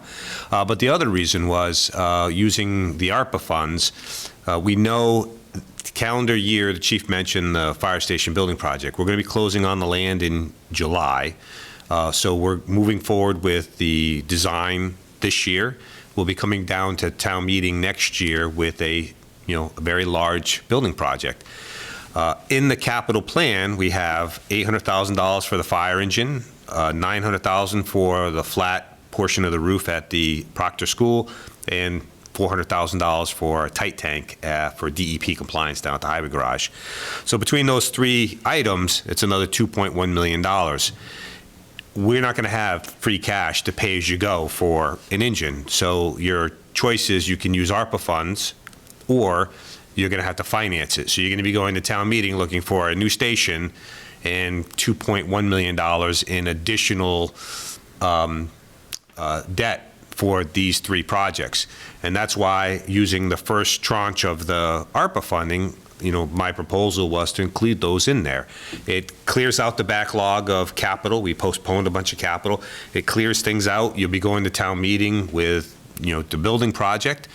And the bottom line is just you're going to have to pay for it one way or another. So if you don't use ARPA funding, you're going to have to finance it. And $2.1 million, if you finance it over 10 years, you're probably looking about between $40 and $50 on the average tax bill for the next 10 years, and another $400,000 in financing costs.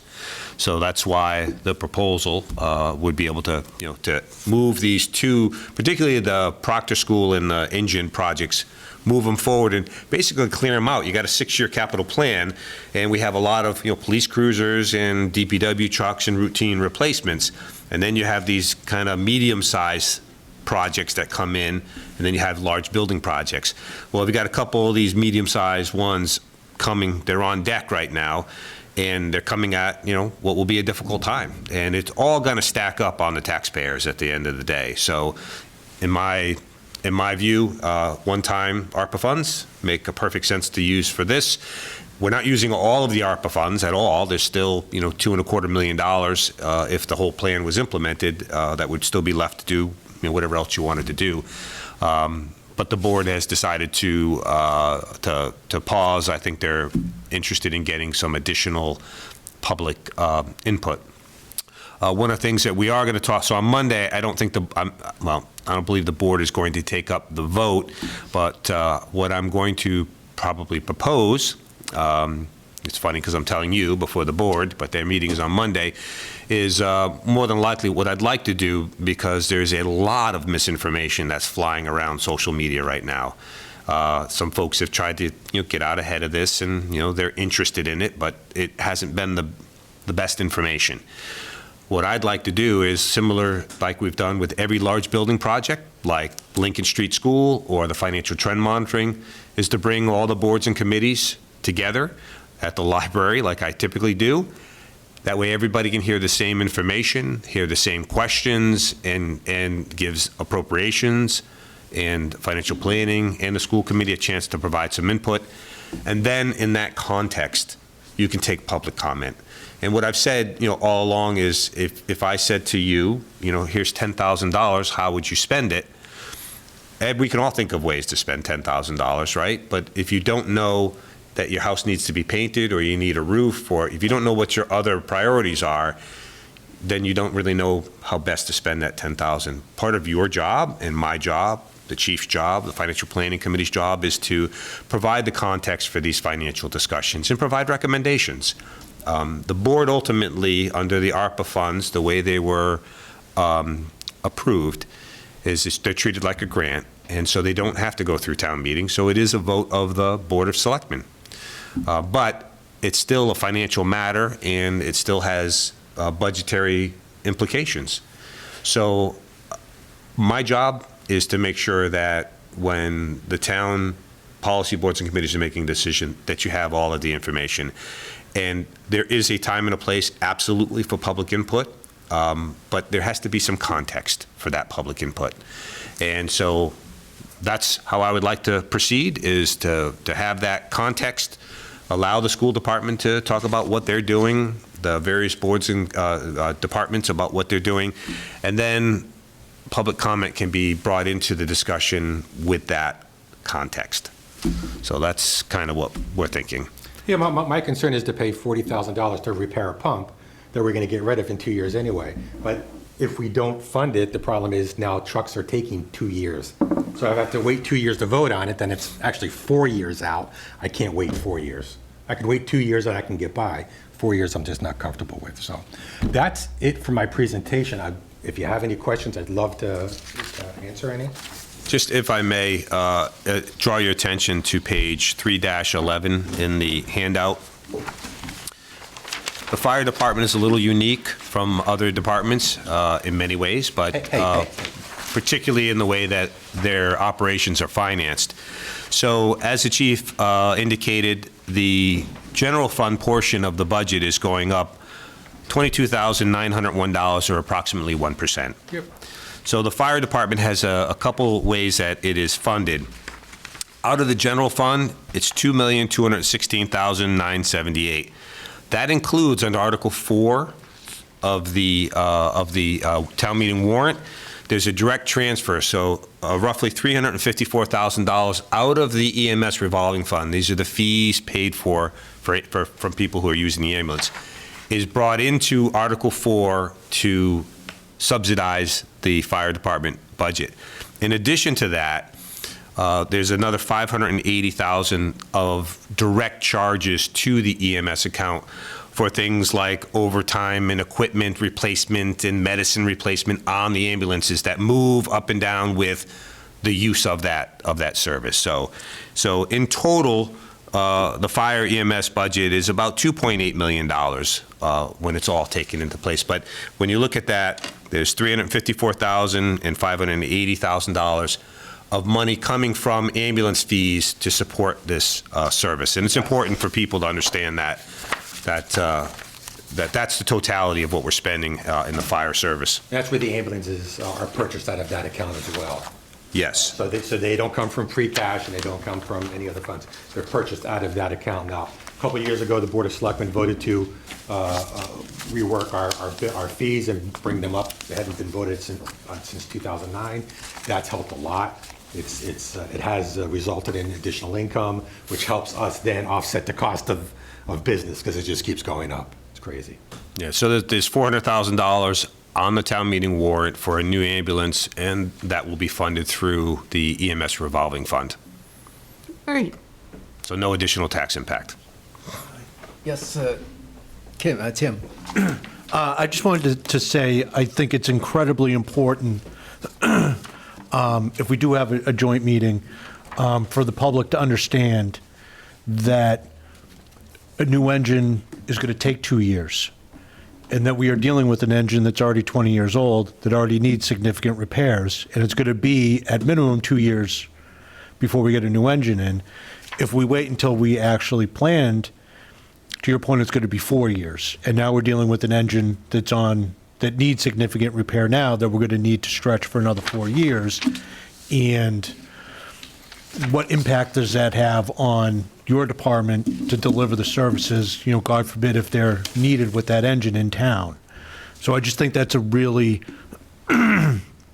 significant point to make for the public to understand, that even though we're going to spend the $800,000 now, it's because we need to do it now in order to get the truck in before the one we have really falls apart. And it's getting worse. It was, when I first started buying fire trucks, it was 9 months. And now it's up to 2 years. And again, the chip shortage and materials, the prices are just skyrocketing. It's crazy. Yeah, well, again, it's, Very valid point. as we're talking and making the point with the public, I just think that's a very important point for the public to understand. Thanks, Tim. Yeah. The only question I'd have is under emergency preparedness. That's me. There's $5,000 in salaries and $1,000 for a shelter coordinator stipend, but yet over 5 years, there's been no new equipment, no equipment maintenance, and no telephone fees. What is it that we're paying a salary? So emergency management is me. I'm the emergency management director. I'll let John speak to the salaries. I don't want to speak to those. But the cost is all covered by the fire department, right? So if the phone number is our phone number, the office supplies are our office supplies, so there's no additional cost for them. But you still need to account for the fact that that those are items that we have to do. So our LEPC meetings that we have to advertise for, our community, our master plan that we have to work on all the time. Those are all things we have to cover for. The shelter director is actually assigned to the health agent. That's one of her positions. And then I'm the emergency management director. So the only funds I normally expend out of that is when we have a crisis or we have something that I need to actually feed responders or, those monies, or there's training that I need to do specifically related to emergency management, it would come out of those funds. But it just looked kind of Yeah. funny that there's nothing there, but you're paying someone to, when there's no equipment or anything to see to. Yeah, so if So it's all included. If I may, years ago, so we used to have a $5,000 stipend for a very, very part-time emergency management coordinator. It wasn't the best model to have somebody that part-time. It's usually a retired, fire or a police officer that would serve in that role. The reality is the demands of emergency preparedness just are way outstripping, somebody working for a small stipend. And as originally conceived of is that we should have a deputy fire chief. And it's not for a lack of asking, I can assure you of that. And we did have a study that was done in 2015, 2016 that recommended a deputy fire chief. And part of it was that the emergency management services would be dedicated to that deputy chief position. It could be the chief or it could be the deputy chief. In the absence of ever being able to, for financial reasons, bring that position on board, and using the model of a very part-time sort of glorified volunteer, is that we were going to use that stipend to pay a full-time salaried employee. And since the only non-union full-time salaried employee in the department is the chief, and he's doing all of the work, and I have to say, he has done a phenomenal job for us. So that stipend, he receives that stipend, is how it works. So, COVID doubled my workload, just like it did every other department. but, again, at some point soon, I hope, we'll be in a position to, add in a couple of positions. We do need a couple of positions in this organization. And one of the things I would like to see, not to get too far aside, is, I'd like to see an updated staffing study, particularly for the non-public safety. We know where the need is there, it's been identified, but for the non-public safety, Northborough is one of these communities where we're big enough that we sort of have one of everything, but towns get a little bit bigger than us. You look at like Westboro. So we're 15,000, Westboro is just shy of, 20. We have 68 more full-time employees than we have here, 68. And so we have, we don't have the second position. I have you have a health agent, you don't have an assistant health agent. You have you got a building inspector. You just go down the line, and you have a chief. You don't have a deputy chief.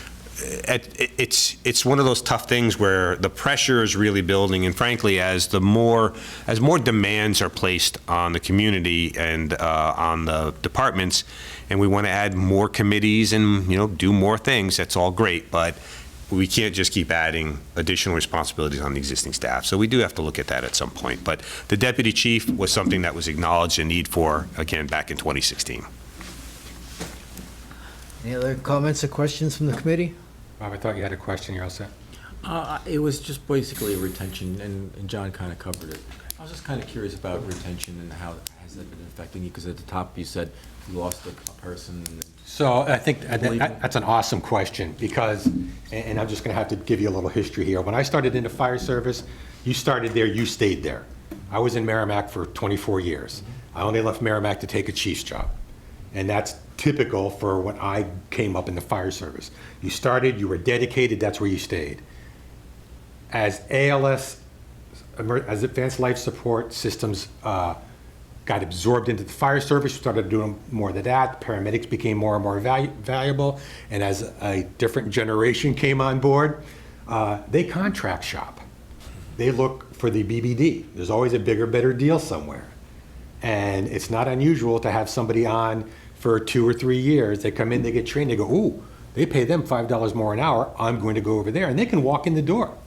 Because people are looking for medics. They're very, very hard to find now. So we have some turnover. Most of it is as people, Jamie, he left to become, he was our captain, he left to become a deputy chief. That's a normal transition that you would expect as people move up the ladder. We've had a couple guys leave. I have one guy that's looking potentially going to Boston. You know, how can you hold it against somebody if he can get a job at Boston Fire? You know, I understand that. And so that's the things, but we never dealt with that as I was coming up through the fire service.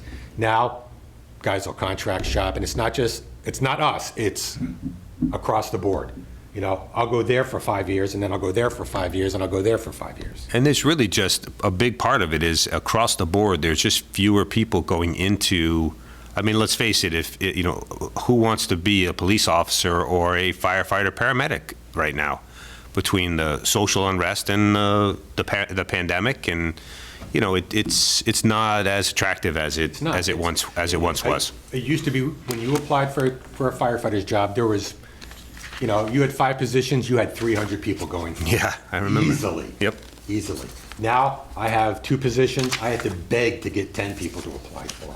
And those 10 people, half of them aren't paramedics, but they want to be paramedics, but they just can't afford to go to school. So there's programs that everyone's putting. People are putting signing bonuses in place just to get people on board. We actually opened the contract up at the chief's suggestion, working with the union to allow the chief to hire folks that aren't paramedics and to train them under an agreement that they have to stay a certain number of years or pay us back because we can't find qualified people. So we've had to get creative, and it just means, just more of an investment, longer to get people up to speed, and, that's just the nature of it. That was my follow-up, is that if you're going to train all these people, you want to keep them there for a few years. So you do have contracts that you keep them.